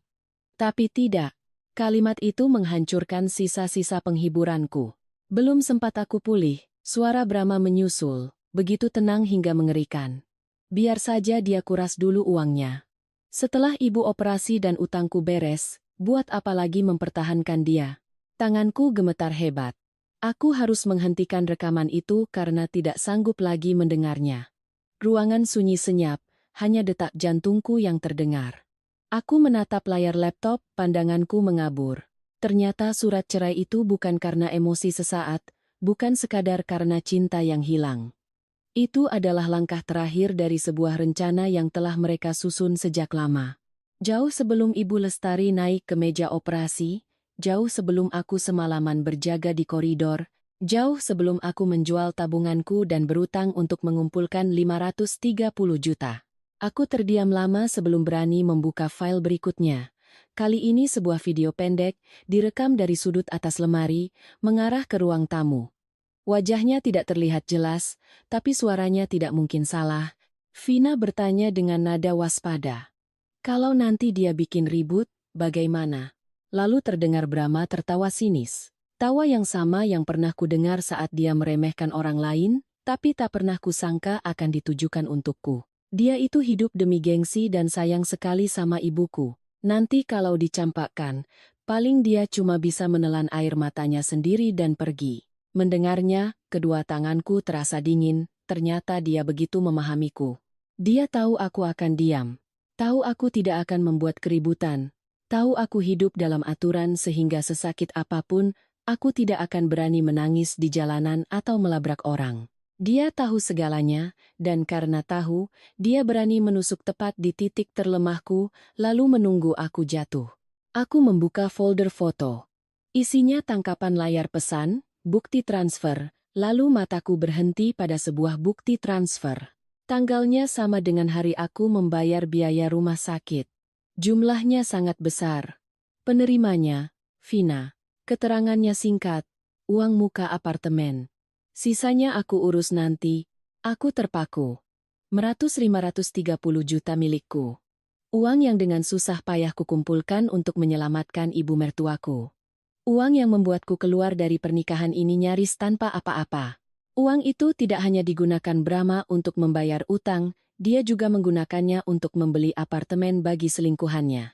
Sebuah rumah baru, sebuah sarang baru, dibangun di atas keringat, air mata, kebaikan, dan kebodohanku. Aku tidak bisa menangis lagi. Rasa sakit yang sudah melampaui batasnya tidak akan menjadi air mata. Ia mengeras, berat, seperti batu di dalam dada. Aku duduk menatap layar, tanganku kaku di atas mouse. Aku bertanya pada diri sendiri, selama ini, di mata Brahma, aku ini apa? Istri, teman hidupnya di masa-masa sulit, atau sudah lama aku hanya menjadi mesin pencetak uang berjalan? Seorang wanita yang semakin sabar, semakin mudah diperas? Seolah menjawab pertanyaanku, file rekaman terakhir muncul di layar. Aku memutarnya. Kali ini tidak ada suara wanita, hanya suara Brahma yang sangat jelas, lambat, dan begitu jahat hingga setiap katanya seperti meneteskan asam ke telingaku. Perempuan seperti Dita itu cocoknya jadi sapi perah. Kalau sudah habis nilainya, ya ganti saja dengan yang lebih muda, yang tidak bikin pusing.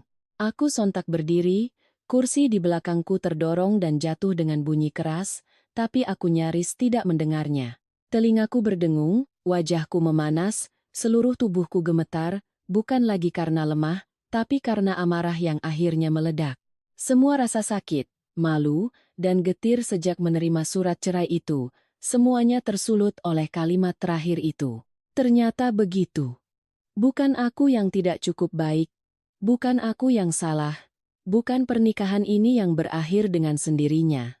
Tapi karena aku telah memberikan kebaikanku pada orang yang salah. Aku telah memelihara serigala di sampingku selama bertahun-tahun, mengira dia adalah pria yang baik hati. Aku menumpukan kedua tanganku di meja, menunduk dan terengah-engah.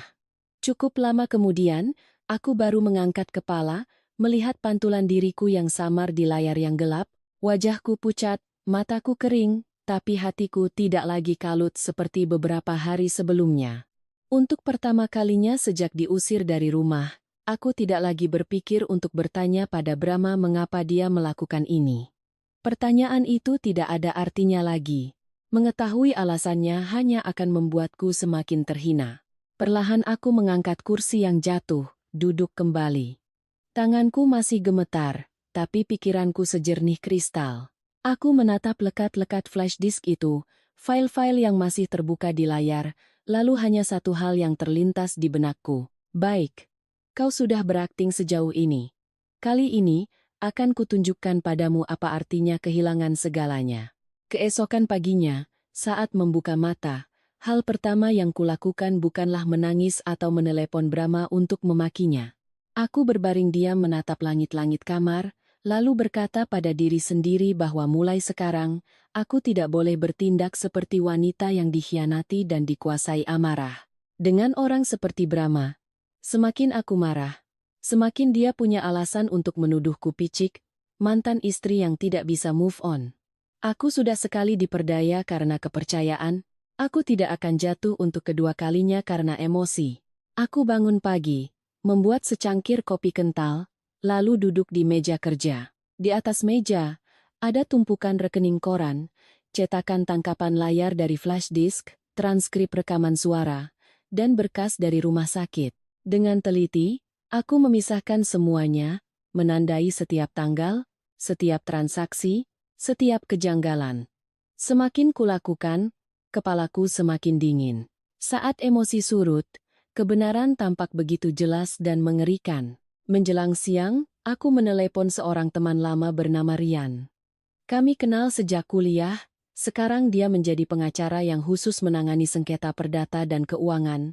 Aku tidak banyak bercerita di telepon, hanya berkata singkat bahwa aku butuh bantuannya untuk memeriksa beberapa dokumen sesegera mungkin. Mungkin karena mendengar suaraku yang aneh, dia tidak banyak bertanya, hanya berkata, "Sore ini bawa saja ke kantor. Kalau masalahnya serius, kita selesaikan dengan cara yang serius." Sore itu, aku membawa seluruh berkas menemuinya.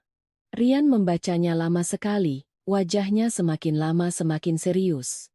Sesekali dia berhenti, menurunkan kacamatanya, dan menanyakan satu dua hal untuk memastikan lini masa, lalu kembali membaca. Aku duduk di seberangnya, kedua tanganku saling meremas hingga memerah. Aku tidak takut kebenarannya akan lebih buruk, karena sejak mendengar rekaman itu, aku tahu Brahma tidak punya alibi lagi. Tapi aku ingin tahu posisiku yang sebenarnya. Apakah aku seorang istri yang dikhianati, atau korban penipuan yang terencana? Setelah selesai membaca tumpukan terakhir, Rian meletakkan berkas itu dengan keras di atas meja dan menatapku lurus. "Dita, ini bukan lagi sekadar pengkhianatan dalam pernikahan. Ini ada unsur penipuan dan penggelapan aset, serta penyembunyian kondisi keuangan." Mendengar setiap katanya, punggungku terasa dingin. Rian tidak sedang menakut-nakuti. Dia orang yang sangat terukur, semakin serius, suaranya semakin rendah. Dia menunjuk transaksi bank, lalu beralih ke transkrip rekaman. "Lihat ini, kalau hanya selingkuh, paling banter perceraian yang buruk. Tapi di sini, kamu punya bukti dia tahu persis sumber dana ini, tahu tujuanmu mentransfer, lalu menggunakannya untuk hal lain. Belum lagi ada indikasi dia menciptakan situasi darurat untuk memaksamu mengeluarkan uang." Aku duduk diam, jantungku berdetak pelan. Mungkin karena saat ini aku tidak lagi terkejut, hanya merasa terhina. Terhina karena pernah mempercayai orang seperti itu sampai-sampai, aku tidak pernah membaca dengan teliti apapun yang dia sodorkan. Seolah bisa menebak pikiranku, Rian bertanya, "Dulu, kamu pernah menandatangani surat apapun untuknya yang berkaitan dengan keuangan?" Pertanyaan itu membuatku tersentak. Aku teringat, memang pernah beberapa kali. Saat Brahma bilang sedang sibuk, katanya ini hanya surat kuasa pembayaran, surat persetujuan wali, surat terkait pinjaman untuk modal kerja. Aku pernah menandatanganinya sambil memasak, sambil bersiap ke kantor, bahkan pernah menandatanganinya dengan terburu-buru di meja tamu karena dia mendesak, "Cepat, Dik, Mas sudah telat." Saat itu aku tidak membacanya, aku percaya padanya. Mendengar itu, Rian mengerutkan kening. Kalau tidak segera kita periksa, bisa jadi dia juga berencana melimpahkan utang-utangnya padamu. Kedua tanganku terasa dingin sekali. Sejak saat itu, kami mulai memeriksa semuanya dengan lebih teliti. Rian meminta timnya membantu memeriksa transaksi-transaksi yang terkait dengan Brahma sejauh yang diizinkan hukum. Semakin digali, semakin banyak borok yang terungkap. Bukan hanya utang yang kulihat sebelumnya, tapi juga pinjaman dari rentenir, utang kartu kredit, cicilan fiktif, dan transaksi bolak-balik ke rekening asing. Waktunya cocok sekali dengan saat Brahma mulai mengenal Vina. Lapisan demi lapisan, citra suami biasa yang tertekan oleh pekerjaan terkupas habis. Brahma bercerai bukan karena sudah tidak cinta, dia bercerai untuk memotongku dari bom waktu utang yang sudah mulai panas. Dia butuh uangku untuk menambal bagian yang terbakar, lalu menyingkirkanku secepat mungkin sebelum semuanya meledak dan mengenai wajahnya. Tepatnya, aku tidak dibuang karena sudah tidak berguna, aku disingkirkan agar dia bisa lepas dari risiko. Mendengar itu, aku duduk terdiam lama. Rian tidak mendesak. Dia hanya menyalakan sebatang rokok dan menatapku dengan sorot mata orang yang sudah terlalu sering melihat pengkhianatan kotor dalam hidup. Setelah beberapa saat, dia berkata lugas, "Dita, kalau kamu mau keadilan, kamu harus serang titik lemahnya. Jangan serang dengan air mata, serang dengan bukti." Kalimat itu seperti menyiramkan sember air es ke kepalaku. Aku mengangguk. Mulai hari itu, aku melakukan semuanya satu persatu. Aku mengganti nomor ponsel utamaku, hanya menyisakan satu ponsel lama untuk memantau panggilan jika perlu. Aku memblokir semua rekening bersama yang masih terkait denganku. Aku mengirim surat resmi ke bank, meminta peninjauan dan pemblokiran sementara semua transaksi yang menggunakan tanda tanganku tanpa kehadiranku. Aku juga berbicara dengan HRD di kantorku, memisahkan sepenuhnya semua kontak keuangan dengan Brahma. Untuk pertama kalinya setelah bertahun-tahun, aku merasa melakukan semua ini bukan untuk mempertahankan keluarga, tapi untuk menyelamatkan diriku sendiri dari puing-puing yang diam-diam telah disiapkan suamiku. Tidak berhenti di situ, aku meminta seorang kenalan untuk memeriksa status apartemen yang akan dibeli Brahma dan Vina. Awalnya aku hanya ingin tahu sudah sejauh mana prosesnya, tapi informasi yang kudapat membuatku termenung semalaman. Uang muka apartemen itu bukan hanya dari uangku, tapi juga dari pinjaman berbunga tinggi dari luar, bukan pinjaman bank, melainkan dari kelompok rentenir. Sesuatu yang jika orang biasa tersangkut sekali saja, hidupnya akan seperti di neraka. Aku meletakkan ponsel, menatap tumpukan dokumen di meja. Di luar jendela, langit sudah gelap. Apartemen kecilku sunyi senyap. Tidak ada yang tahu apa yang ada di pikiranku saat itu. Sejujurnya, aku sendiri tidak bisa lagi menamai perasaanku. Bukan sakit, juga bukan puas. Hanya perasaan dingin yang sangat dalam. Aku menghela napas panjang, menatap lekat-lekat setiap lembar kertas di hadapanku. Brahma pikir dia sudah berhasil menyingkirkanku dari permainannya. Dia pikir aku masih istri lamanya yang hanya bisa sabar, menangis dalam diam, dan menelan semua kepahitan.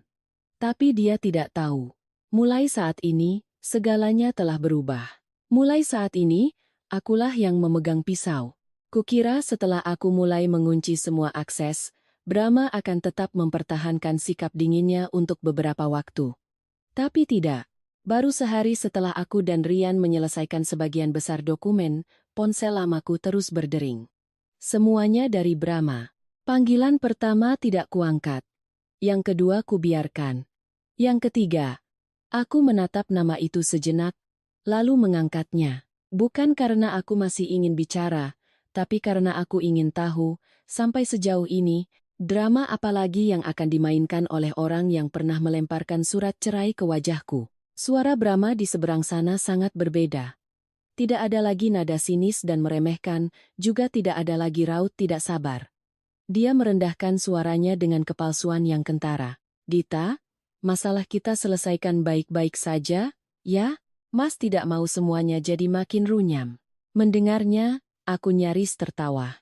Seseorang yang beberapa hari lalu duduk santai menyuruhku cepat menandatangani surat cerai, sekarang berkata tidak ingin semuanya menjadi runyam, seolah akulah yang membesar-besarkan masalah. Aku tidak langsung menjawab. Aku diam sejenak. Cukup untuk membuatnya mulai gelisah. Lalu aku bertanya dengan nada datar, "Baru sekarang Mas takut semuanya jadi runyam?" Brahma terdiam sejenak, lalu tertawa canggung, mencoba menjaga nada bicaranya. Bukan begitu maksud Mas. Maksudnya, kita kan pernah jadi suami istri, kalau ada apa-apa, bicarakan saja berdua, jangan sampai orang luar ikut campur. Mendengar kata suami istri, hatiku dingin sekali. Orang luar mana yang ikut campur? Dia sendiri yang membawa selingkuhannya ke dalam pernikahan ini. Dia sendiri yang menggunakan uangku untuk membeli apartemen bagi orang lain. Dia sendiri yang menggunakan penyakit ibunya sebagai jebakan untuk memeras istrinya. Sekarang setelah terancam, baru dia ingat kami pernah menjadi suami istri.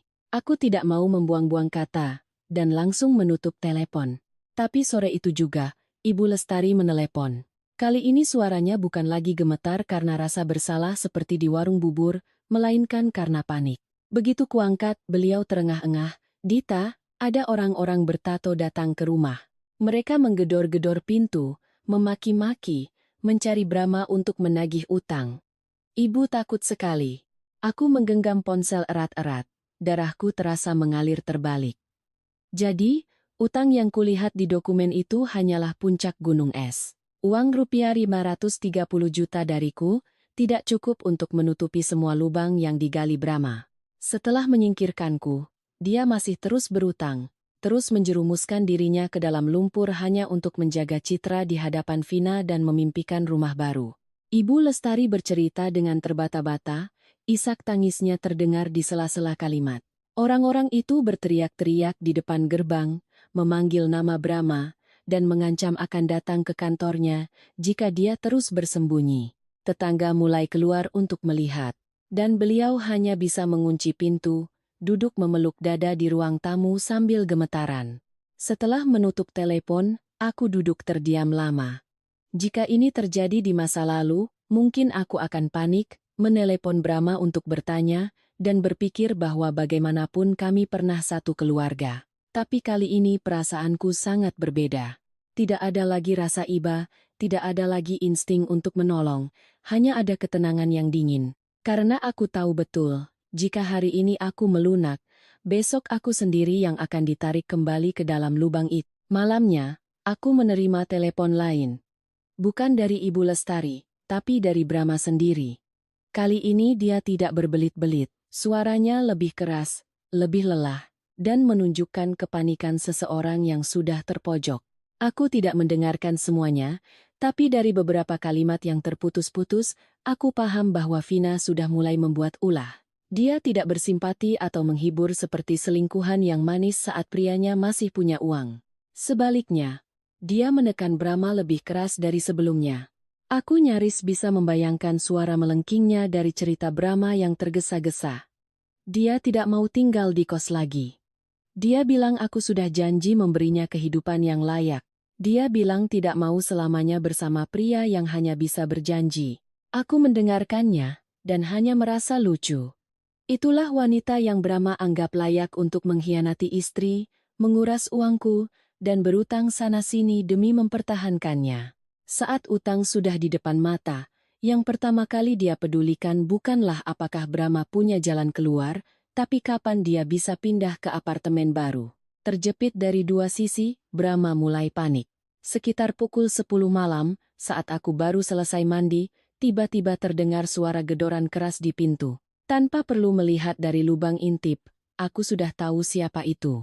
Gedoran yang kasar dan panik seperti itu hanya bisa dari Brahma.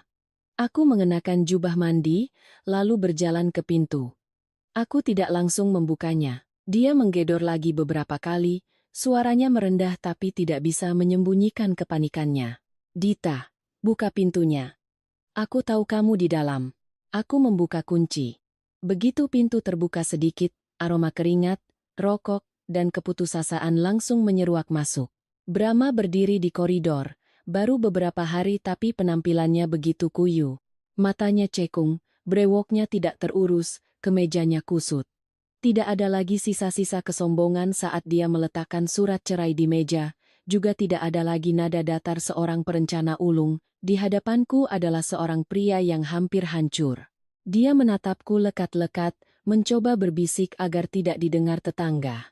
"Dita, tolong Mas sekali ini saja, hanya kali ini, bagaimanapun, kita pernah jadi suami istri. Mendengarnya, setiap katanya terasa mengiris telinga.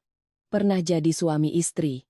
Aku membuka pintu lebih lebar, bukan untuk mempersilakannya masuk, tapi agar aku bisa melihat lebih jelas wajah pria yang pernah duduk di hadapanku, tertawa sinis, dan bertanya apakah aku pikir aku sepenting itu.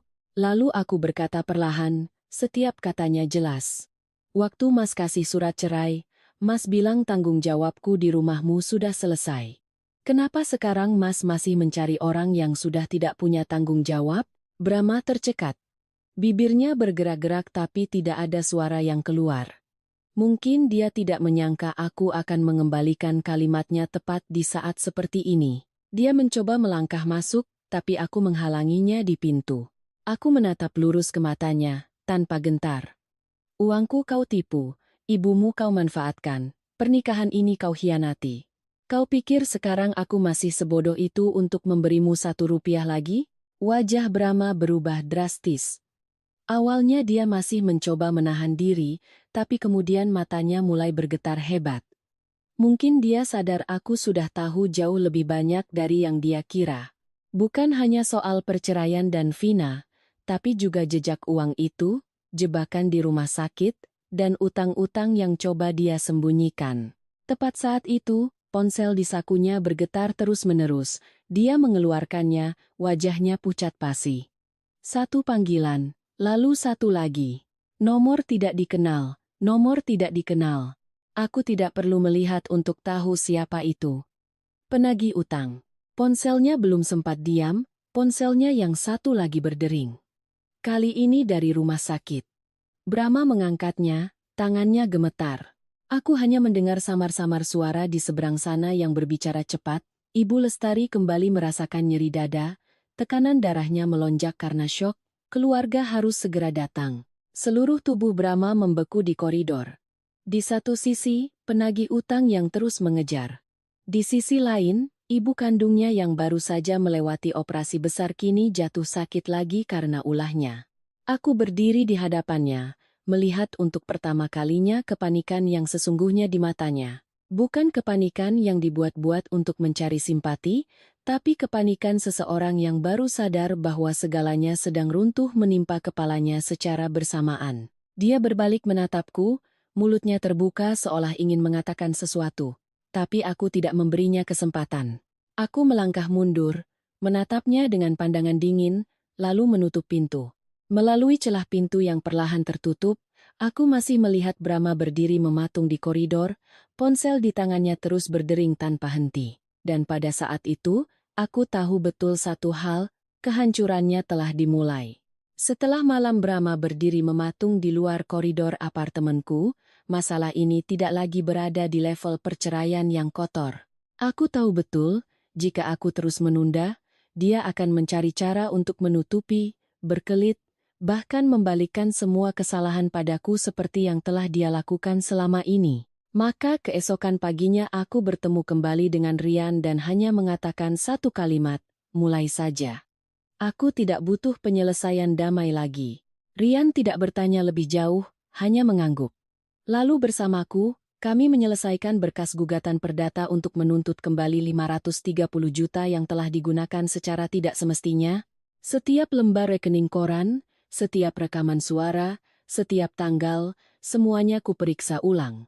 Setelah itu, aku mengirimkan semua bukti ke pihak rumah sakit, disertai permintaan konfirmasi atas prosedur penerimaan dan penggunaan dana yang telah kubayarkan.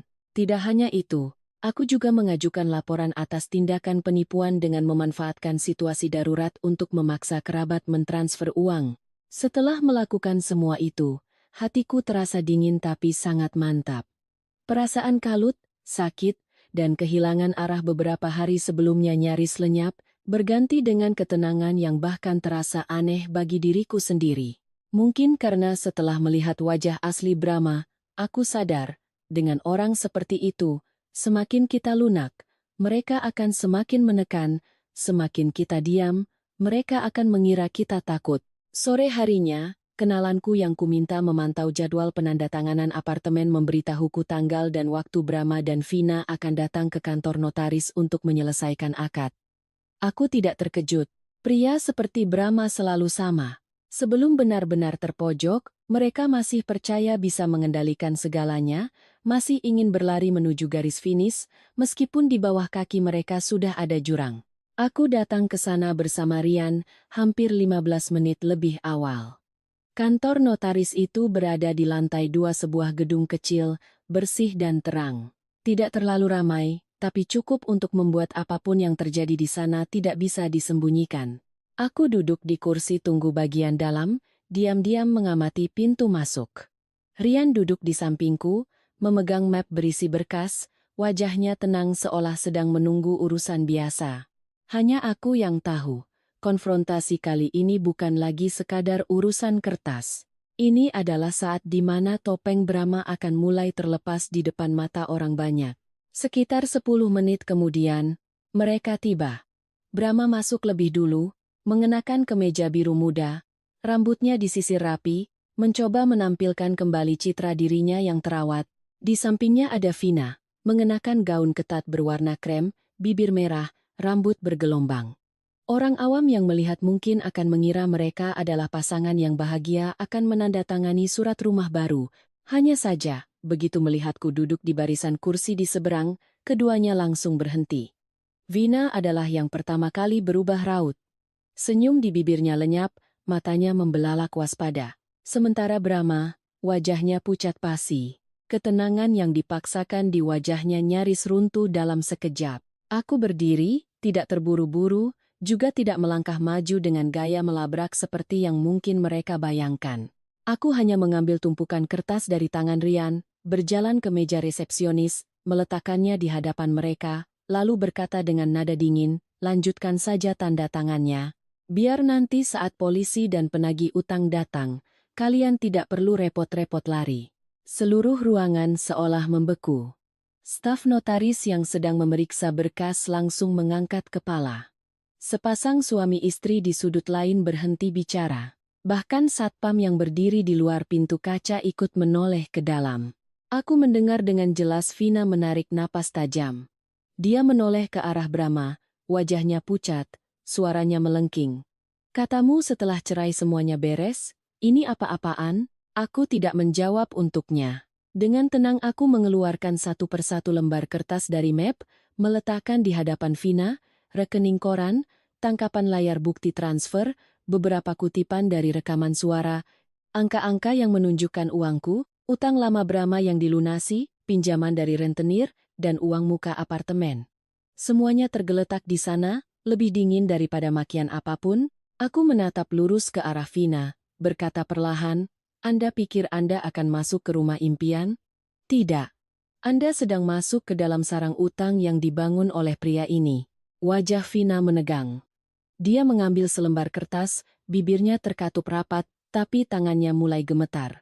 Melihat itu, Brahma panik. Dia maju untuk merebut berkas dari tangan Vina, tapi Rian lebih cepat, menahan tangannya dengan sigap. Brahma menggeram, menoleh padaku, suaranya rendah, separuh mengancam, separuh memohon. Dita, jangan keterlaluan. Masalah pribadi kita selesaikan di rumah. Aku tertawa sinis. Tawa yang bahkan terasa dingin bagi diriku sendiri. Masalah pribadi? Waktu kau menipu uangku, waktu kau menggunakan penyakit ibumu untuk bersandiwara, kenapa kau tidak ingat itu masalah pribadi? Brahma terpaku. Mungkin ini pertama kalinya dia melihatku tidak lagi menangis, tidak lagi bertanya kenapa, tidak lagi menjaga harga dirinya. Aku melihat dengan jelas sorot matanya yang goyah, bibirnya bergerak-gerak ingin mengatakan sesuatu untuk menyelamatkan situasi, tapi sebelum sempat, dari luar terdengar suara langkah sepatu yang keras. Dua pria bertato dengan penampilan sangar melangkah masuk. Tanpa perlu diperkenalkan, aku tahu siapa mereka. Mata Brahma langsung gelap, seluruh tubuhnya kaku seperti dipaku ke lantai. Salah satu dari mereka menunjuk lurus ke wajahnya, suaranya menggelegar di seluruh ruangan. Sudah cukup sembunyinya? Hari ini kalau tidak bayar, jangan salahkan kami kalau kami buka semua borokmu di depan umum. Aku tidak berkata apa-apa lagi. Aku hanya berdiri di sana, menatap Brahma. Untuk pertama kalinya di tempat umum, dia benar-benar ditelanjangi. Tidak ada lagi rumah untuk bersembunyi, tidak ada lagi peran suami baik-baik untuk berlindung, tidak ada lagi jalan untuk mengelak. Dan aku tahu, sejak saat itu, permainan telah benar-benar berbalik. Saat kedua penagih utang itu masuk ke kantor notaris, aku melihat dengan jelas wajah Brahma berubah dari pucat menjadi kelabu. Citra tenang yang coba ia pertahankan sejak awal seketika runtuh. Sementara Vina, yang awalnya hanya tegang karena kehadiranku, kini wajahnya ikut berubah drastis saat mendengar teriakan pria bertato itu. Dia berbalik cepat ke arah Brahma, matanya melotot, suaranya melengking tanpa sisa-sisa kemanisan. "Kamu menipu aku juga? Uang apartemen ini dari pinjaman rentenir?" Brahma langsung menarik tangannya, panik seperti orang yang baru saja kehilangan lapisan kulit terakhirnya. "Bukan begitu, sayang. Aku bisa urus, ini hanya sementara. Jangan dengarkan dia, jangan dengarkan mereka." Tidak separah itu. Tapi Vina bukan lagi wanita penurut yang bersandar di sisinya seperti saat baru tiba. Dia menyentakkan tangannya dengan kasar, lalu melemparkan tas yang dipegangnya ke dada Brahma. Tas itu menghantam bahunya dan jatuh ke lantai. Suaranya pecah karena marah. "Aku ikut kamu karena aku pikir kamu masih punya nilai, bukan untuk mengikuti pria yang dikejar utang seperti anjing." Seluruh ruangan menahan napas. Kalimat itu bukan hanya tamparan bagi Brahma, tapi juga tamparan bagi ilusi yang telah ia bangun selama ini. Aku berdiri hanya beberapa langkah darinya, melihat pria yang pernah duduk di hadapanku, tertawa sinis dan berkata agar aku tidak menganggap diriku penting. Kini harga dirinya dirobek-robek oleh selingkuhannya sendiri di tempat umum. Anehnya, aku tidak lagi merasa sakit, hanya getir. Ternyata, hal yang ia pertaruhkan dengan mengorbankan istri, ibu, dan kehormatannya, pada akhirnya justru menjadi pihak yang mendorongnya jatuh lebih cepat. Salah satu penagih utang itu tertawa mengeyek, lalu mengeluarkan setumpuk kertas dari sakunya. Dia membantingnya ke meja kaca. "Masih mau mengelak? Ini surat utangmu, ini tanda tanganmu." Lalu ia mengeluarkan selembar fotokopian lagi, mengibaskannya di hadapan semua orang. "Dan ini, tujuan pinjaman yang kau tulis sendiri, investasi beli rumah untuk calon istri." Kata calon istri membuat orang-orang di ruangan itu mulai berbisik. Staf notaris wajahnya kaku. Pasangan di kursi tunggu saling berbisik. Bahkan satpam melangkah masuk, menatap Brahma dari atas ke bawah, seolah melihat sesuatu yang menjijikkan. Vina merebut kertas fotokopian itu. Belum selesai membaca, dia sudah naik pitam. Dia menoleh tajam ke arah Brahma, suaranya melengking. "Kamu gila. Aku tidak pernah setuju menikah denganmu. Aku hanya minta dicarikan tempat tinggal yang layak." Brahma terpaku seperti dipukul benda tumpul. "Vina, kamu bicara apa?" Vina tersenyum sinis, senyum yang meremehkan sekaligus melepaskan semua tanggung jawab. "Aku bicara apa, kamu dengar sendiri. Aku tidak pernah menyuruhmu pinjam uang ke rentenir untuk beli rumah, apalagi bilang mau jadi istrimu, itu hanya imajinasimu saja." Aku melihat wajah Brahma saat itu, nyaris tidak bisa mengenalinya lagi. Malu, kaget, marah, tapi masih mencoba berpegang pada sisa-sisa ilusi terakhirnya. Mungkin sampai detik itu, dia masih percaya sedang membangun istana baru, bahwa Vina akan membelanya. Tapi tidak.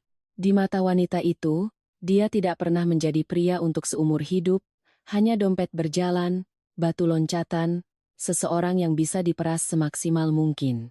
Suasana belum sempat tenang, ponsel Vina berdering. Suara nada deringnya terdengar sangat nyaring di tengah keheningan.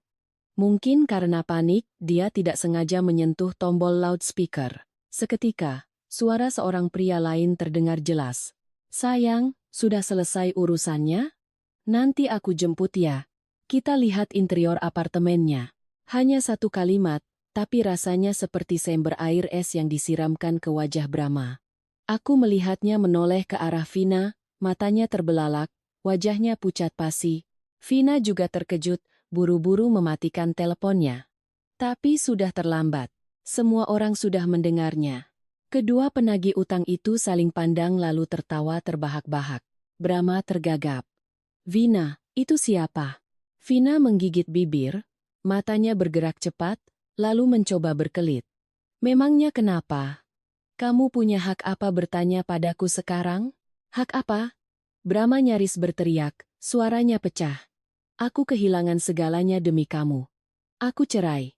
Aku pinjam uang. Aku. Belum selesai dia bicara. Vina memotong dengan wajah dingin. Itu urusanmu sendiri. Aku tidak pernah menodongkan pisau ke lehermu dan menyuruhmu menceraikan istrimu. Aku berdiri diam, tidak perlu berkata apa-apa lagi. Momen itu saja sudah cukup.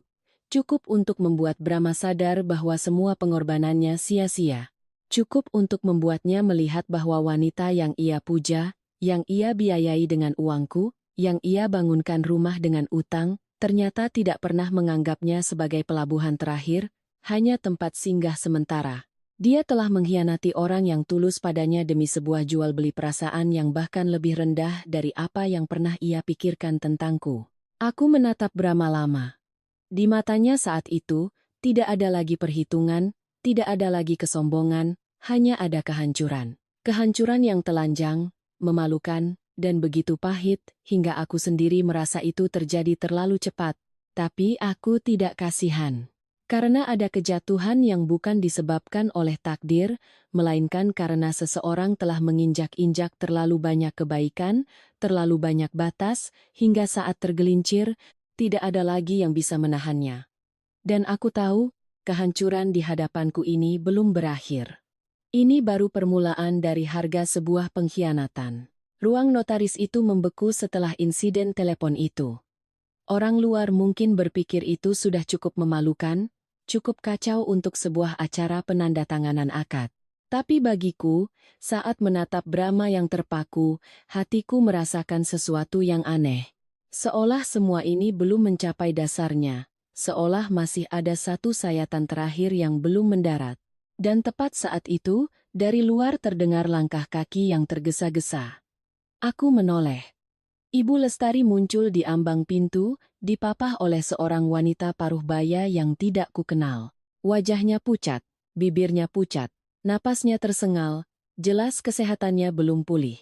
Tapi yang membuat semua orang terdiam bukanlah kondisinya, melainkan sorot matanya. Untuk pertama kalinya sejak aku mengenalnya, matanya tidak lagi menunjukkan keraguan atau rasa bersalah. Hanya ada ketegasan yang nyaris putus asa, seolah beliau telah mendorong dirinya ke titik di mana tidak ada lagi jalan untuk mundur. Brahma, begitu melihat ibunya, langsung panik. Ibu kesini untuk apa? Cepat pulang. Suaranya begitu keras. Tidak lagi bisa menahan kepanikannya. Itu adalah suara seseorang yang takut hal terburuk akan segera terjadi. Tapi Ibu Lestari tidak berhenti. Beliau melepaskan pegangan wanita itu, berjalan lurus ke tengah ruangan, mendekati meja di mana berkas-berkas masih berserakan. Lalu, beliau merogoh saku jaketnya, mengeluarkan setumpuk kertas yang terlipat rapi. Tangannya gemetar, tapi suaranya begitu jelas. Saya ibunya. Hari ini saya datang untuk mengatakan yang sebenarnya, supaya kalau saya mati, saya bisa tenang. Seluruh ruangan sunyi senyap. Brahma tertegun, matanya terbelalak, tidak percaya ibunya berani mengatakan itu di tempat umum. Aku sendiri, yang berdiri hanya beberapa langkah darinya, merasakan jantungku tercekat. Aku pernah berpikir beliau merasa bersalah, pernah berpikir beliau menyayangiku, tapi tak pernah menyangka beliau akan benar-benar maju sejauh ini. Karena untuk melakukannya, tidak hanya butuh keberanian, tapi juga sebuah pemutusan hubungan yang sangat menyakitkan. Ibu Lestari menoleh ke arah semua orang, tangannya mencengkeram kertas itu. Saya sendiri yang mendengar percakapan telepon antara Brahma dan Vina, saya yang menyimpan rekaman suara dan foto-foto yang dia kira saya tidak tahu. Dia menggunakan penyakit saya untuk memaksa Dita mengeluarkan uang. Dia memakai penyakit ibu kandungnya sendiri sebagai alasan untuk memeras istrinya. Bisik-bisik mulai terdengar, lalu senyap kembali.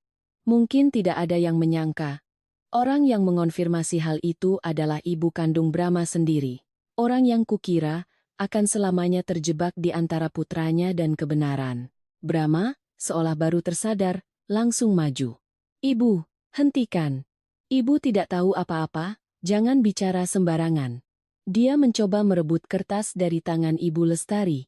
Tapi begitu tangannya menyentuh ujung berkas, sebuah tamparan keras terdengar di tengah ruangan. Ibu Lestari menampar wajah putranya. Tamparan itu begitu keras hingga kepala Brahma terlempar ke samping. Dia membeku. Aku juga terpaku. Bukan karena tamparannya, tapi karena tidak pernah menyangka seorang ibu yang baru saja sakit parah, yang selama ini terlihat begitu lemah, bisa mengumpulkan seluruh tenaganya untuk melakukan itu. Ibu Lestari terengah-engah, satu tangannya memegangi dada, tapi matanya menatap tajam ke arah Brahma.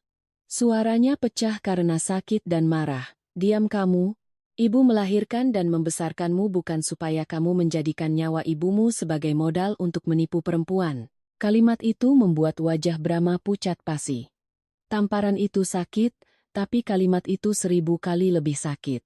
Karena itu tidak hanya membongkar kebusukannya, tapi juga merobek citra terakhir yang ingin ia pertahankan, sebagai seorang anak, seorang pria, seorang manusia. Kini, tidak ada lagi yang tersisa. Ibu Lestari menoleh padaku.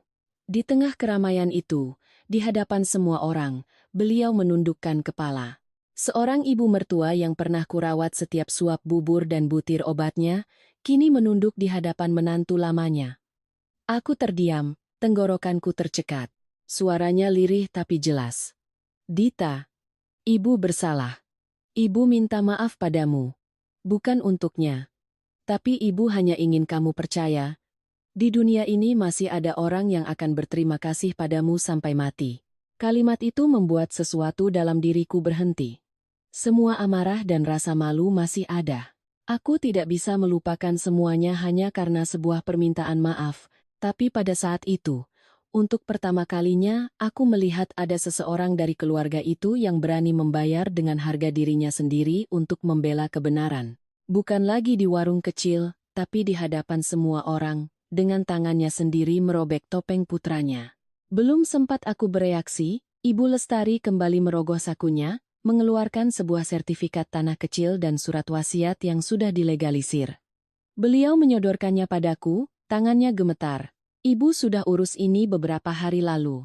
Tanah warisan ibu mau berikan padamu, sebagai tanda terima kasih karena kamu telah menyelamatkan ibu. Belum sempat aku menyentuhnya, Brahma berteriak, suaranya pecah, matanya merah. Ibu sudah gila, harta itu milikku. Seluruh ruangan kembali hening.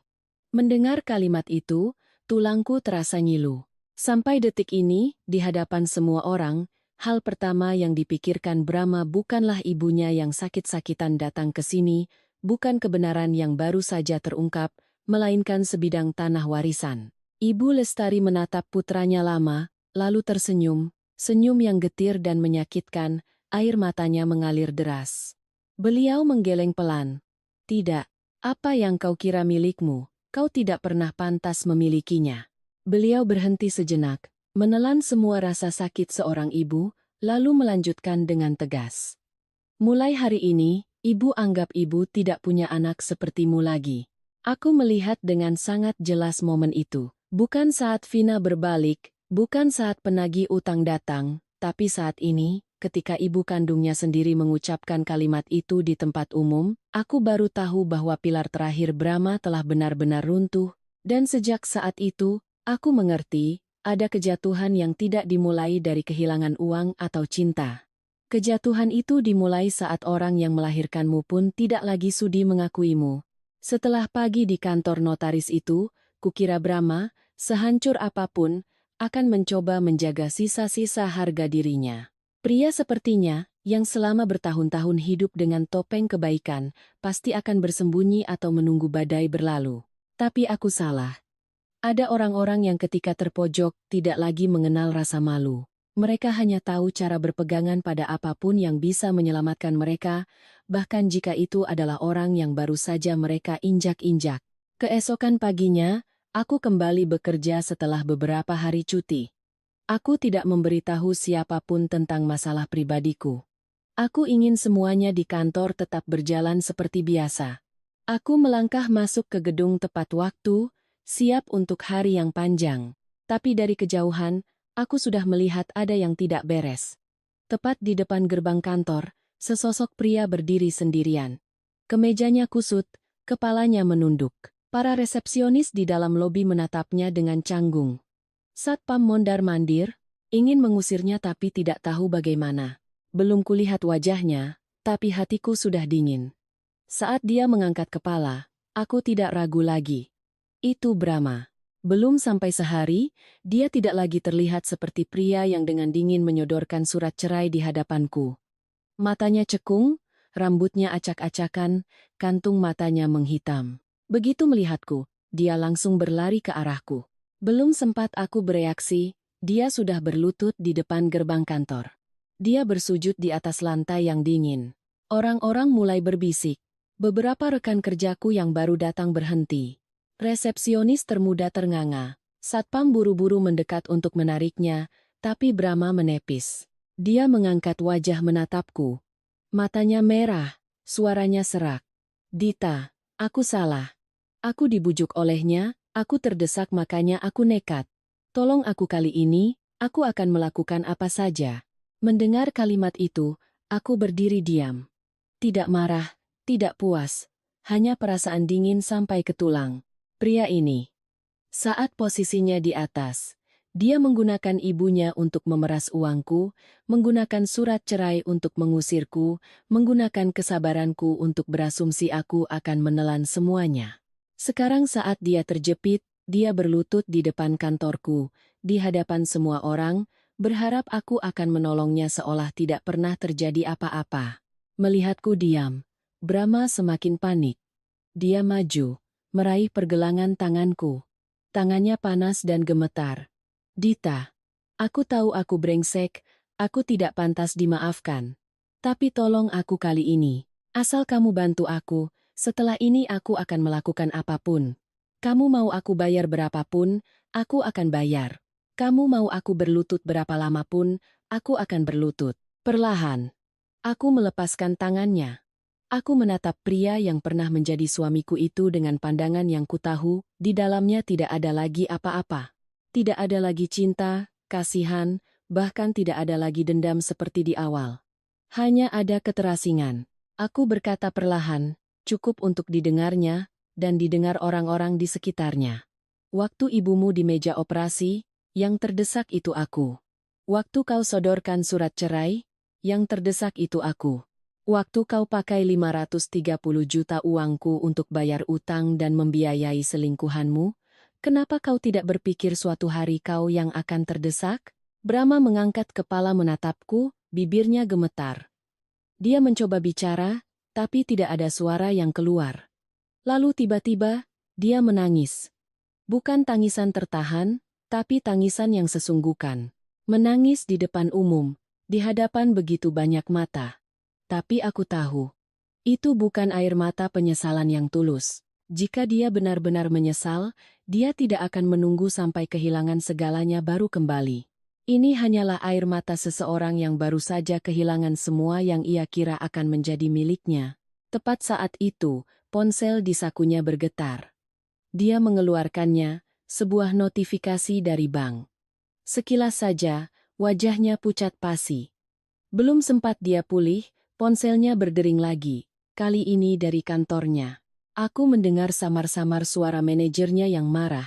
Penagih utang datang ke kantor dan membuat keributan, merusak reputasi perusahaan. Direksi memintanya untuk berhenti bekerja sementara dan tidak muncul di kantor sampai masalahnya selesai.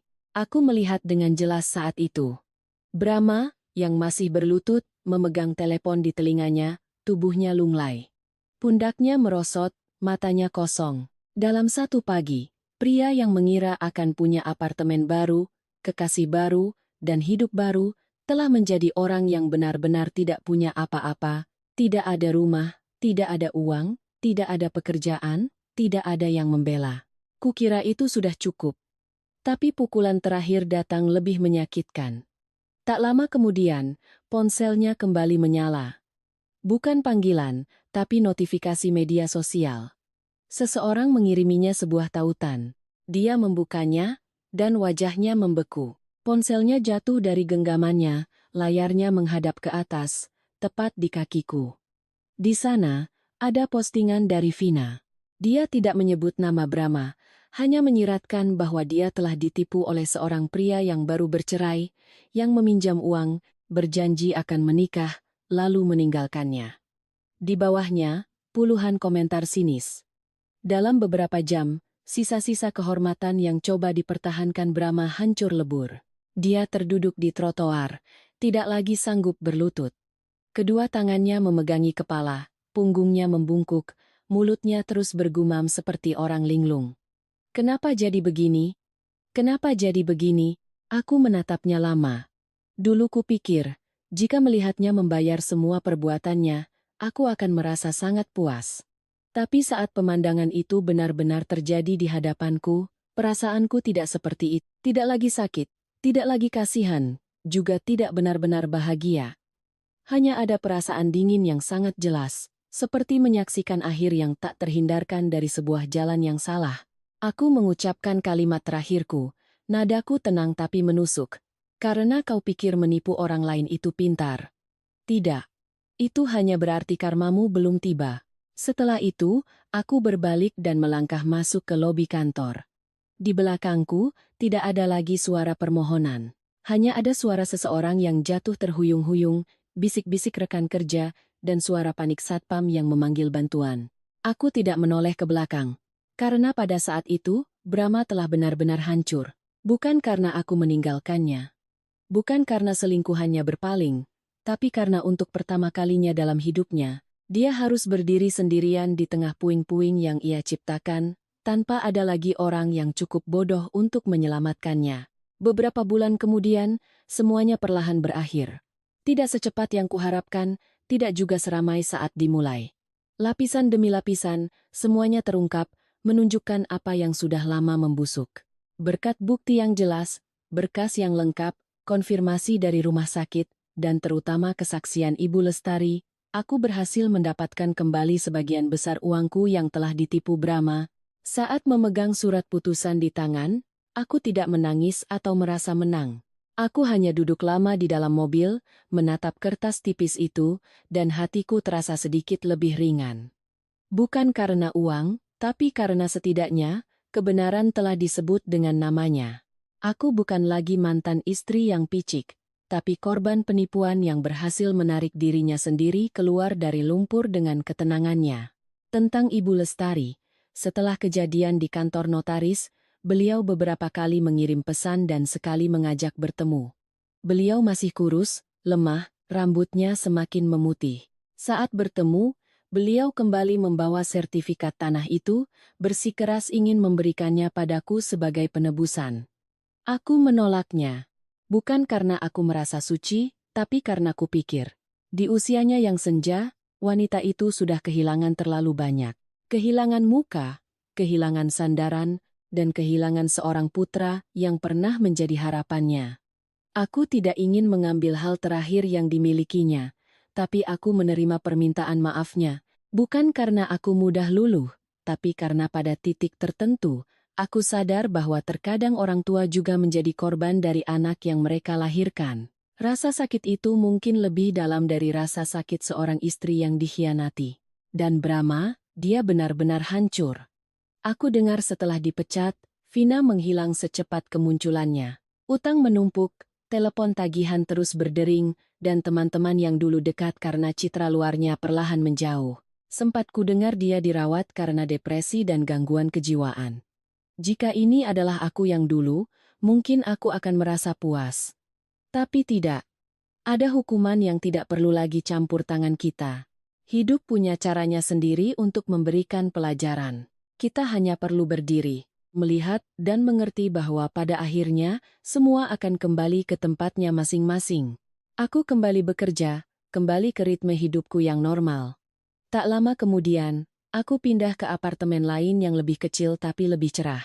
Aku membeli beberapa tanaman, mengganti gorden, memasak untuk diriku sendiri, dan menata kembali kebiasaan lama.